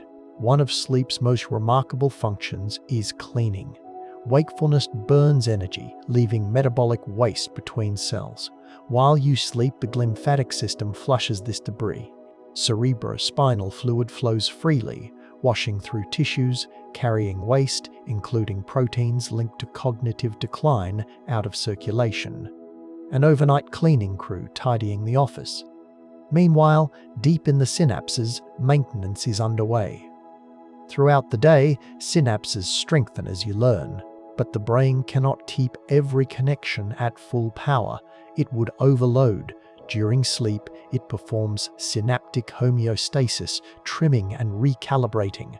Important links are reinforced, trivial ones weakened. Neurological pruning, ensuring the garden of thought does not grow chaotic. This adjustment explains why sleep sharpens focus. Memory consolidation relies heavily on it. The hippocampus, the temporary notepad, replays day patterns, transferring them to the cortex for permanent storage, saving work to the hard drive. Students pulling all-nighters learn this. Learning without sleep is writing notes on water. Dreams, those flickering narratives, remain mysterious. During REM sleep, the brain is highly active almost as when awake, but the body is paralyzed, preventing you from acting out dreams. The content, bizarre, profound, trivial, serves a function. Dreams help integrate emotional memories, simulate scenarios, link distant ideas. Scientists call them the brain's offline mode, where creativity roams. Rehearsal, therapy, exploration. Even transitions are feats of regulation. The hypothalamus and brainstem coordinate chemical switches, balancing arousal and rest. Neurotransmitters like GABA, adenosine, and melatonin reduce activity in waking circuits, while histamine and norepinephrine fade. The circadian rhythm, governed by the suprachiasmatic nucleus, keeps the schedule, aligning internal time with light-dark cycles. When this rhythm drifts, jet lag, the control system protests. Alertness dulls, memory falters, hormones follow this choreography. Cortisol, daytime alertness, dips, growth hormone and melatonin rise. These shifts regulate mood, metabolism, immune function, digestion, and cell repair. Sleep is not rest from control, it is control in its purest restorative form. Even quirks of drifting off, dreamlike flashes, falling sensations are signs of the brain switching networks. Conscious thought yields to automatic maintenance. Temperature, breathing, heart rate take priority. The world softens, replaced by internal housekeeping. Attention plays its part. The prefrontal cortex, the great critic, breaks during sleep. Without it, dreams unfold, unbound by logic. Creativity often sparks in sleep. Barriers filtering thought are lowered, allowing new combinations. Artists credit dreams with insights. The brain may wander, but its wanderings are wise. Waking is a gradual return to external control. The thalamus reopens gates to sensory input. The cortex resynchronizes. A brief haze, sleep inertia lingers as the brain transitions. Within minutes, attention and movement systems re-engage. The lesson is simple: sleep is not optional. It is fundamental to the brain's ability to control. Without it, attention wavers, memory erodes, emotional regulation falters. The circuits making decisions depend on quiet restoration. If you want your control system to run smoothly, consistency matters. Regular sleep-waking times align circadian rhythms, letting hormones and repair flow in sync. The brain thrives on predictability. Drift too far and circuitry flickers. Each night, your brain takes command, flushing, filing, fine-tuning. You drift off as one version, wake as another. Cleaner, sharper. Beneath sleep's calm, unseen repairs unfold, keeping the mind's orchestra in tune. It is comforting that while you rest, the conductor keeps working, ensuring the symphony begins again at dawn. A sudden noise. A door slams, a cup crashes, and in less than a heartbeat your body reacts. Muscles tense, heart rate quickens, breath shortens. Every cell stands at attention. Then the alarm fades, pulse slows, calm returns. That arc jolt to recovery is your stress response. A masterpiece of control, built to protect and restore. At the center is the HPA axis, hypothalamic pituitary adrenal, a partnership linking the hypothalamus to the pituitary and adrenal glands. The communication line between perception and physiology. Brain senses threat, body prepares to act. It begins with the hypothalamus, the master coordinator. Detecting danger, real or imagined, it releases CRH. This travels to the pituitary, which dispatches ACTH into the bloodstream. ACTH races to the adrenal glands, signaling cortisol release. Cortisol is the primary stress hormone, a global command. It redirects energy from long-term projects, digestion, growth, toward immediate survival. Blood sugar rises, fueling muscles and brain. Immune responses adjust, inflammation is suppressed, attention sharpens. The system is elegant, temporary, a burst for challenges. Once the threat passes, cortisol falls, the body returns to baseline. This cascade is ancient, efficient. It evolved to save lives, helping ancestors flee predators or survive hunger. For short bursts, it is beneficial. Stress in small doses strengthens the system, teaching the brain how to respond. A fire drill for the body, ensuring preparedness. Trouble arises when the alarm does not stop. Modern life has slow burning stresses, deadlines, uncertainty, constant stimulation. They keep the HPA axis humming. Cortisol, meant to spike and fall, stays elevated, reshaping metabolism, sleep, mood. The body prepares for a battle that never appears. The storm comes but never clears. This distinction is key to homeostasis and allostasis. Homeostasis is stability through constancy, maintaining steady balance. Allostasis is stability through change. The body actively adjusts set points to meet new demands. Stress, short and controlled, is a tool of allostasis, a temporary deviation reinforcing resilience. Chronic stress turns allostasis into overload, pushing the system beyond its adaptive range. Think of tuning an instrument. A little tension creates harmony. Too much, strings snap. The HPA axis tunes the body but depends on release to retune. Without recovery, harmony turns to noise. Timing is crucial. Cortisol naturally peaks early morning, energizing you, then declines, lowest at night. This ebb and flow keeps the body alert by day, restful by night. Chronic stress flattens that rhythm. Cortisol stays high when it should be low. Fatigue sets in. The problem is not cortisol, but losing its rhythm. Still, the system is not fragile. The HPA axis has built-in feedback loops. As cortisol rises, it signals the hypothalamus and pituitary to slow production, a biological enough, preventing overreaction. This self-regulation lets you calm down. Your body trusts the emergency ended. Even recovery's feeling that sigh, slow exhale is part of the design. The parasympathetic nervous system guides the return to baseline. Heart rate slows, muscles unclench. The body says, danger over. Let's rebuild. Without this phase, survival costs long-term stability. Perception alone triggers the response. The brain reacts to imagined threats as strongly as real ones. A worrying thought, a remembered failure, a message tone, all activate the same circuits. In the modern world, the predator is often psychological, but the body prepares to run. This mismatch, ancient wiring, modern context, is why chronic stress is pervasive. Alarms designed for tigers, not traffic jams. Yet stress is not the villain. A brief cortisol surge sharpens the mind. Athletes and performers benefit. In the right dose, stress is adaptation. The key is completing its cycle: activation, action, recovery. What matters most is the return to calm. Recovery is not weakness, it is how the system resets. Every storm passing leaves fields greener. Every cortisol pulse fading teaches the brain it can endure. The HPA axis, functioning properly, is a master of balance, fierce when needed, gentle when allowed. Simple ways help it stay tuned.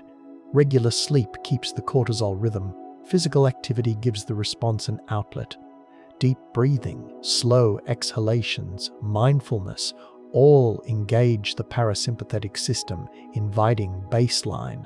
Laughter and social connection lower cortisol, reminding the brain safety and community go hand in hand. Stress was never meant to be constant thunder.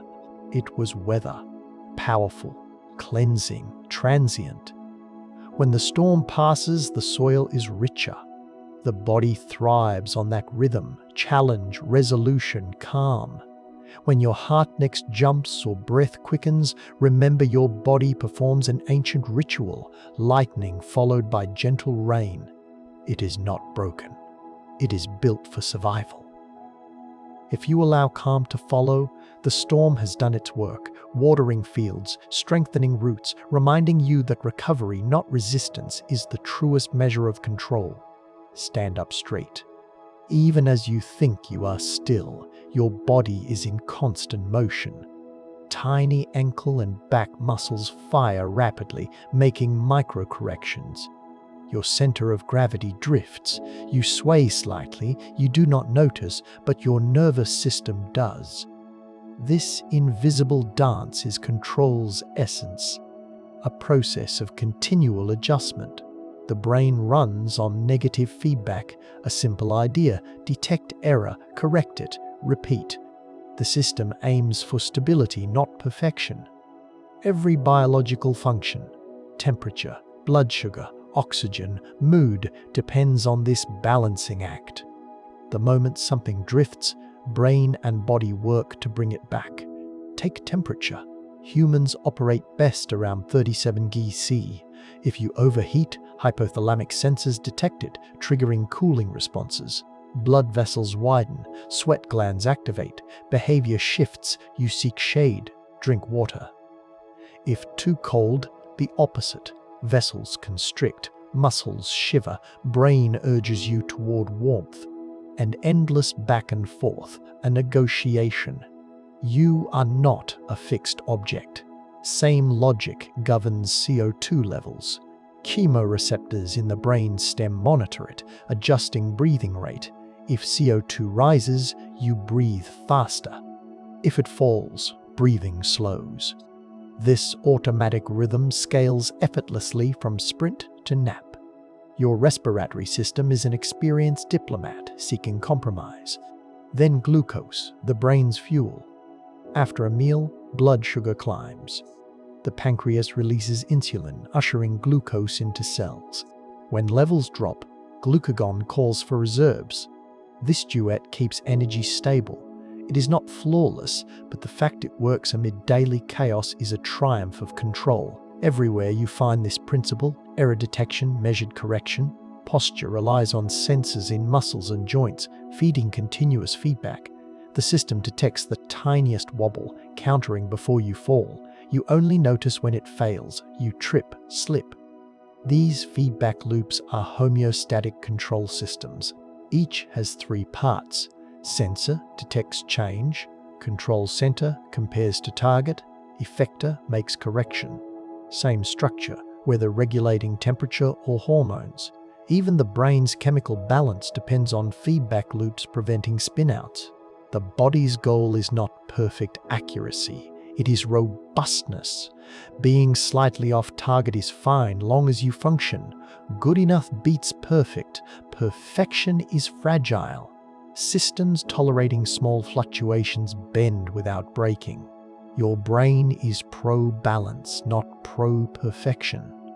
It settles in the survival zone. Engineers borrow this. Thermostats use negative feedback, yet they rely on tolerance, a wiggle room. If your thermostat demanded perfect precision, the heater would click non-stop. Same for your body. A little imperfection keeps things smooth.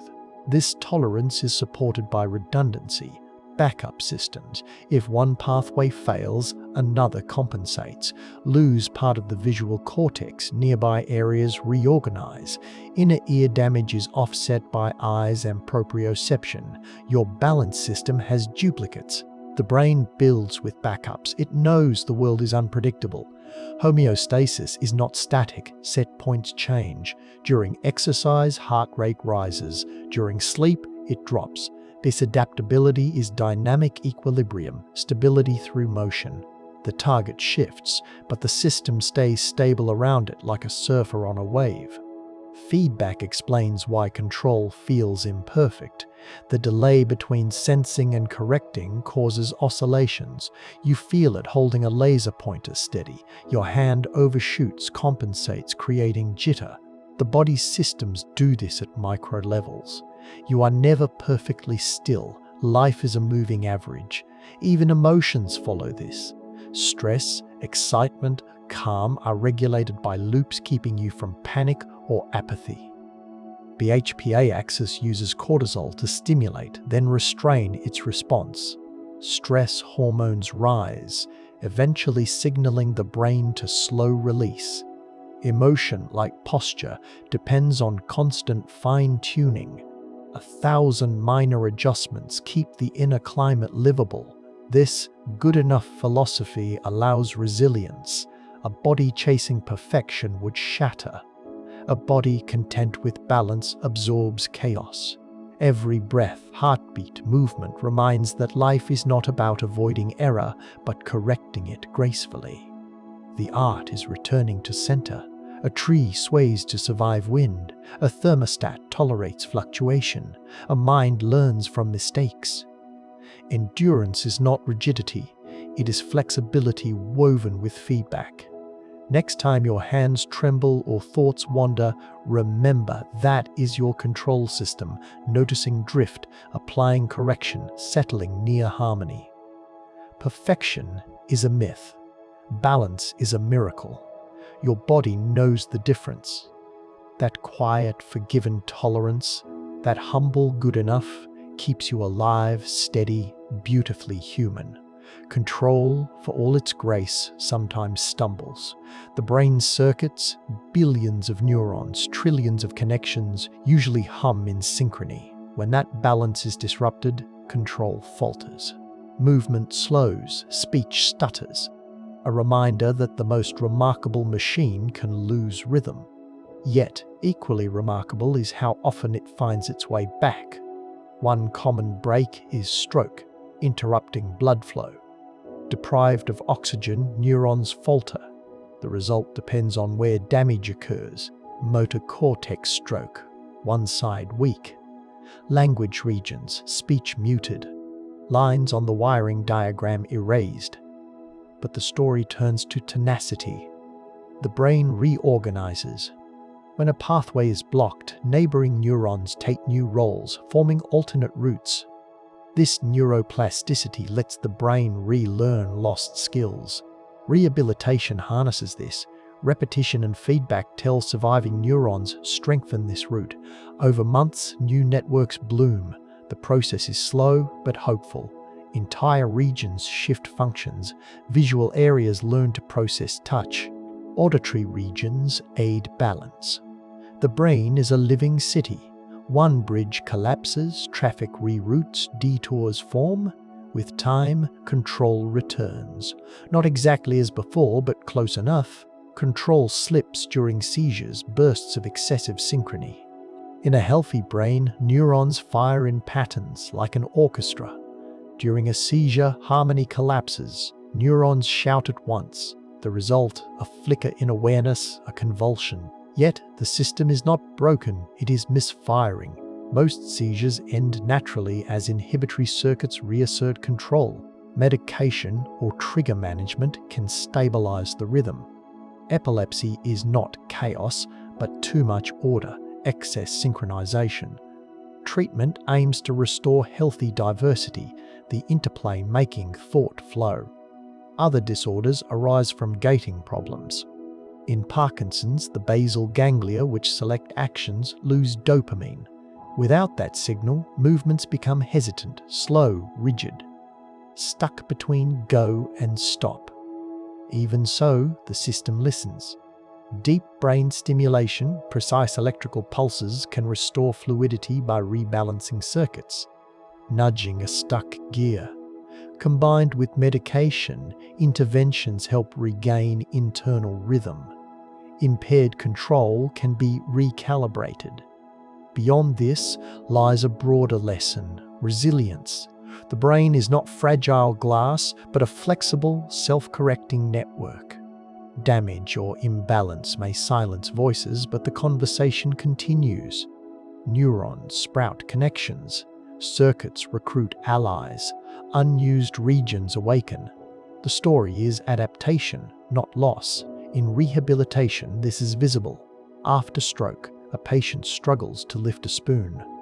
Day after day, effort continues. Shaky motions. Beneath, neurons rewire, strengthening synapses. One day, the spoon steadies. A week later, the hand writes. Each repetition is a vote of confidence in the brain's repair. Adaptation persists. The brain learns to compensate. Someone with tremor adjusts how they hold a cup. Someone with partial paralysis recruits mirror neurons to visualize movement, stimulating plasticity. The nervous system improvises, searching for alternate rhythms. Not every circuit is restored, but many are rerouted. Rehabilitation is not returning to the old pattern, but discovering new ones. This reshapes how we think of control, not maintaining perfection, but capacity to recover from imperfection. The system's strength is forgiveness. Research continues. Transcranial magnetic stimulation and neurofeedback use the brain's signals to encourage healing. Virtual reality therapy allows practice. Music and rhythm engage networks, retraining motor speech functions. Modern understanding begins with recovery. The story of faltering control is resilience. The brain misfires, stumbles, stalls, yet it keeps searching for balance. Through plasticity or persistence, it adapts. It listens to error, learns from failure, finds routes around obstacles. Every recovery reminds us control is not fixed. It is a living dialogue. The system bends, reroutes, heals, learns. Even when harmony breaks, the orchestra never stops trying to play. The music may change, but the performance goes on.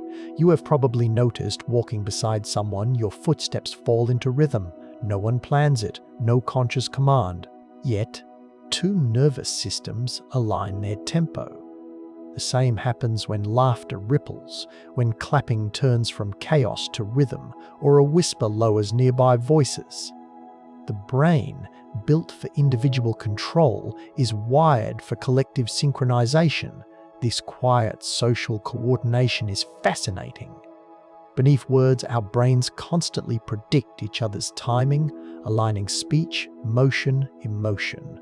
We are not taught it, we inherit it. Infants rock to speech rhythm long before understanding. Cooperation seeds are planted in tempo.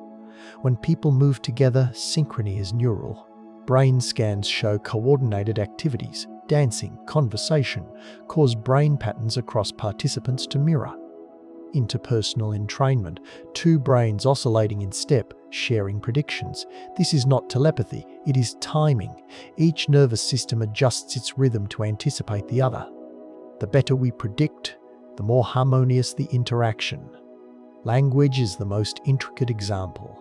Conversation is a duet of control systems. As one speaks, the listener's auditory and motor cortices light up, not just hearing, but silently simulating how words form.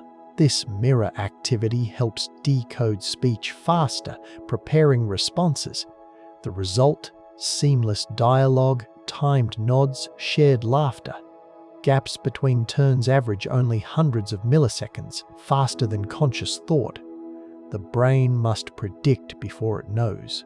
This mechanism explains why humans love rhythm. When music plays, motor system neurons fire in sync, even if you are still. The cerebellum and basal ganglia align pulses to external rhythms. Why you tap your foot or feel compelled to move. The brain loves patterns it can forecast. Synchrony is its favorite language. Shared rhythm carries emotional weight. People singing, marching, dancing, heart rates and breathing synchronize. Hormones like oxytocin, trust, bonding increase. Groups moving in time cooperate more, feel connected. Why humans use rhythm in rituals, armies, ceremonies.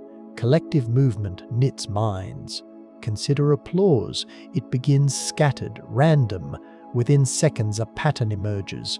The crowd claps in rhythm, drawn by shared experience, feedback of sound. No one leads, everyone follows. As synchronization grows too perfect, it dissolves. Individuality reasserts. This ebb and flow is social control, flexible alignment, not rigid conformity. On a smaller scale, these dynamics govern shared spaces. In busy cities, people adjust pace, avoiding collisions, creating spontaneous coordinated motion. No central authority, yet crowds flow like liquid. Each brain predicts others' paths, correcting its own. Choreography so smooth, it is invisible.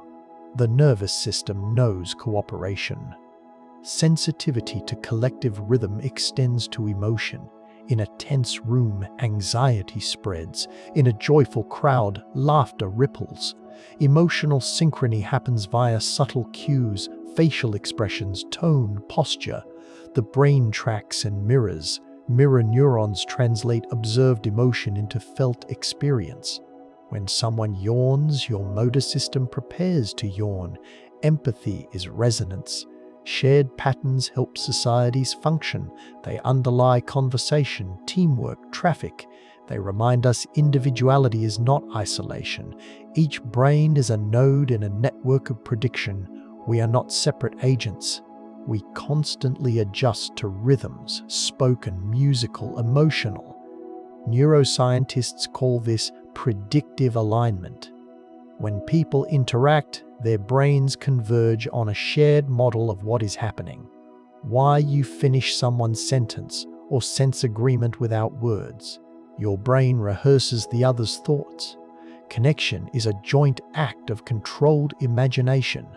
Collective synchrony scales. A sports team at peak coordination. Passes timed, plays fluid. Each player relies on shared rhythm, prediction. Same in orchestras, dozens following one pulse. In large events, collective emotion self-organizes. The brain's wiring for prediction turns groups into temporary superorganisms. Yet, healthy synchronization allows variation. If everyone clapped identically forever, energy fades. If conversation lacked pauses, it sounds robotic. Human coordination balances unity and independence. Brains align, never fully merge. Like dancers improvising, connected without losing ourselves. You see this in ordinary moments. A family meal, unconsciously syncing gestures, strangers chatting, mirroring tone. Even silence between friends settles into rhythm. Breaths matching. These are micro-patterns of connection. Quiet choreography. Nature discovered this long ago. Fireflies flashing in unison, fish schools gliding, starling flocks twisting, all synchronization. Each individual follows simple rules: sense, adjust, align. Together, rules create order from multiplicity. Human brains added language and emotion. Social synchronization reminds us the brain's purpose is not just body control. It is coordination with other bodies, predicting, adapting, resonating. Control at its highest is connection. A dance of minds, listening as much as leading. Like fireflies pulsing, we flicker into rhythm, fall out, find our way back. No command needed, just attention, timing, the urge to move. Not alone, but in step. You decide to pick up a glass of water, a simple conscious choice, smooth motion. But inside your brain, something surprising. The decision began before you were aware. A fraction of a second before you chose, neural activity started preparing muscles. Your sense of decision arrived late. This curious timing was found in the 1970s.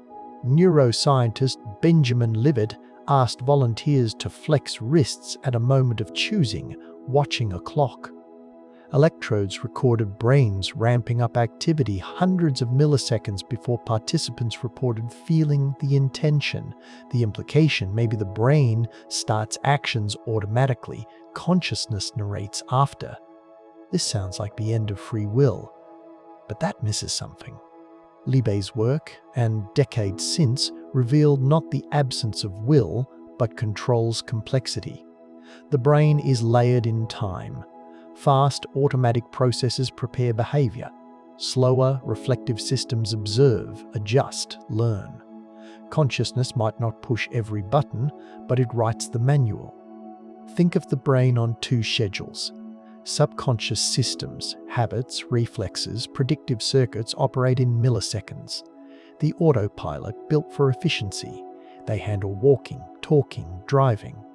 Then the conscious system, working slower, overseeing long-term goals, ethics, self-reflection. It does not decide when to blink, but what kind of person you want to be. Experience confirms this. Reaching for a doorknob, you do not calculate trajectory. Your brain handles physics automatically. But you chose to leave the room. Speaking, words flow before you assemble the sentence. Yet you guided the topic. Consciousness steers a powerful self-driving system, adjusting course, not spinning gears. This layered control evolved for good reason. Conscious thought is slow, resource-intensive. If awareness was required for every decision, you would still be debating whether to swallow. By delegating details to unconscious processes, the system saves energy. The mind's job is not managing neurons, but shaping rules they follow. That is where agency lives. Not micromanagement, but guidance. Consciousness cannot start every action, but it can veto, reshape, reframe. Libet noted this later. Even if the readiness signal appears first, awareness can intervene before action completes. You might reach for cake, then stop. The autopilot proposes, consciousness disposes. This is evident in learning. Practicing a skill, piano, bike, every motion starts deliberate. You focus intensely. Over time, conscious steps fade.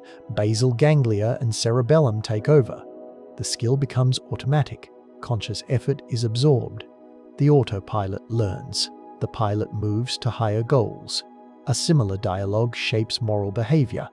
Instinctive reactions, anger, fear, arise before you recognize them.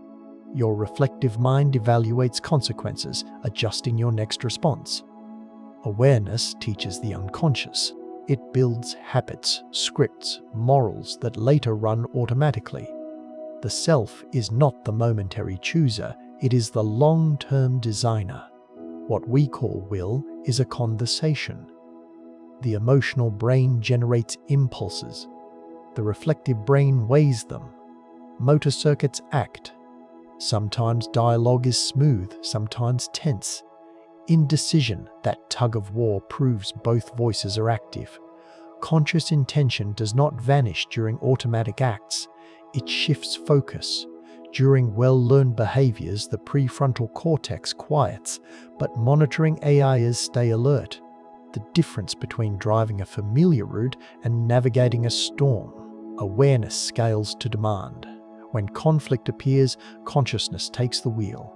This dynamic view dissolves the free will determinism debate. The brain is neither fully free nor mechanical. It is adaptive. It generates possibilities, filters them through experience, integrates feedback. You might not choose every thought, but you decide which to cultivate. You cannot stop the first impulse, but shape the second. Modern experiments refined this. The readiness potential, that early signal, does not always lead to movement. It is preparation, not inevitability. The brain runs simulations.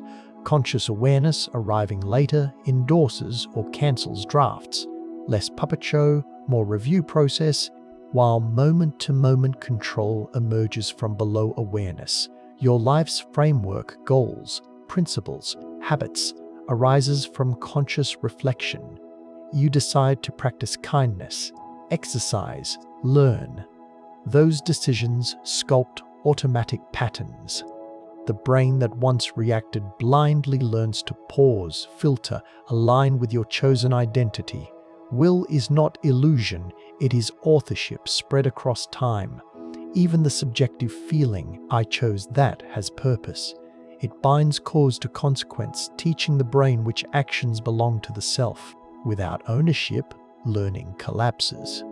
The illusion, if it is one, is functional. It allows experience to shape behavior, keeping the system coherent. There is humility in realizing how much is automatic. The body breathes, balances, blinks, hands type, mouth forms words, heart adjusts. Consciousness rides atop unseen processes, yet it nudges the tide. The point is not domination, but harmony. Agency feels less like commanding, more like steering an intelligent autopilot. You set the destination, monitor instruments, correct when route drifts. The brain handles the rest. That is not loss of freedom. It is mastery. Freedom is knowing when to intervene, when to let the system run. As the day winds down, you lift that glass, unaware of the milliseconds of preparation. Muscles coordinate, motion feels effortless. The illusion of control is beautiful. It keeps you engaged with the story of your mind. Hands rest lightly on the wheel. The road stretches ahead. Beneath thoughts hum, the brain's great machine carries on, self-correcting, self-guiding, always learning where to go next. There is elegance in realizing that control, the force keeping you upright, thinking, breathing, is not loud. It does not announce itself. It hums quietly beneath every heartbeat, adjusts behind every breath, fine-tunes every motion without asking for thanks. From reflexes to reasoning, pulse to choices, the brain holds an orchestra together.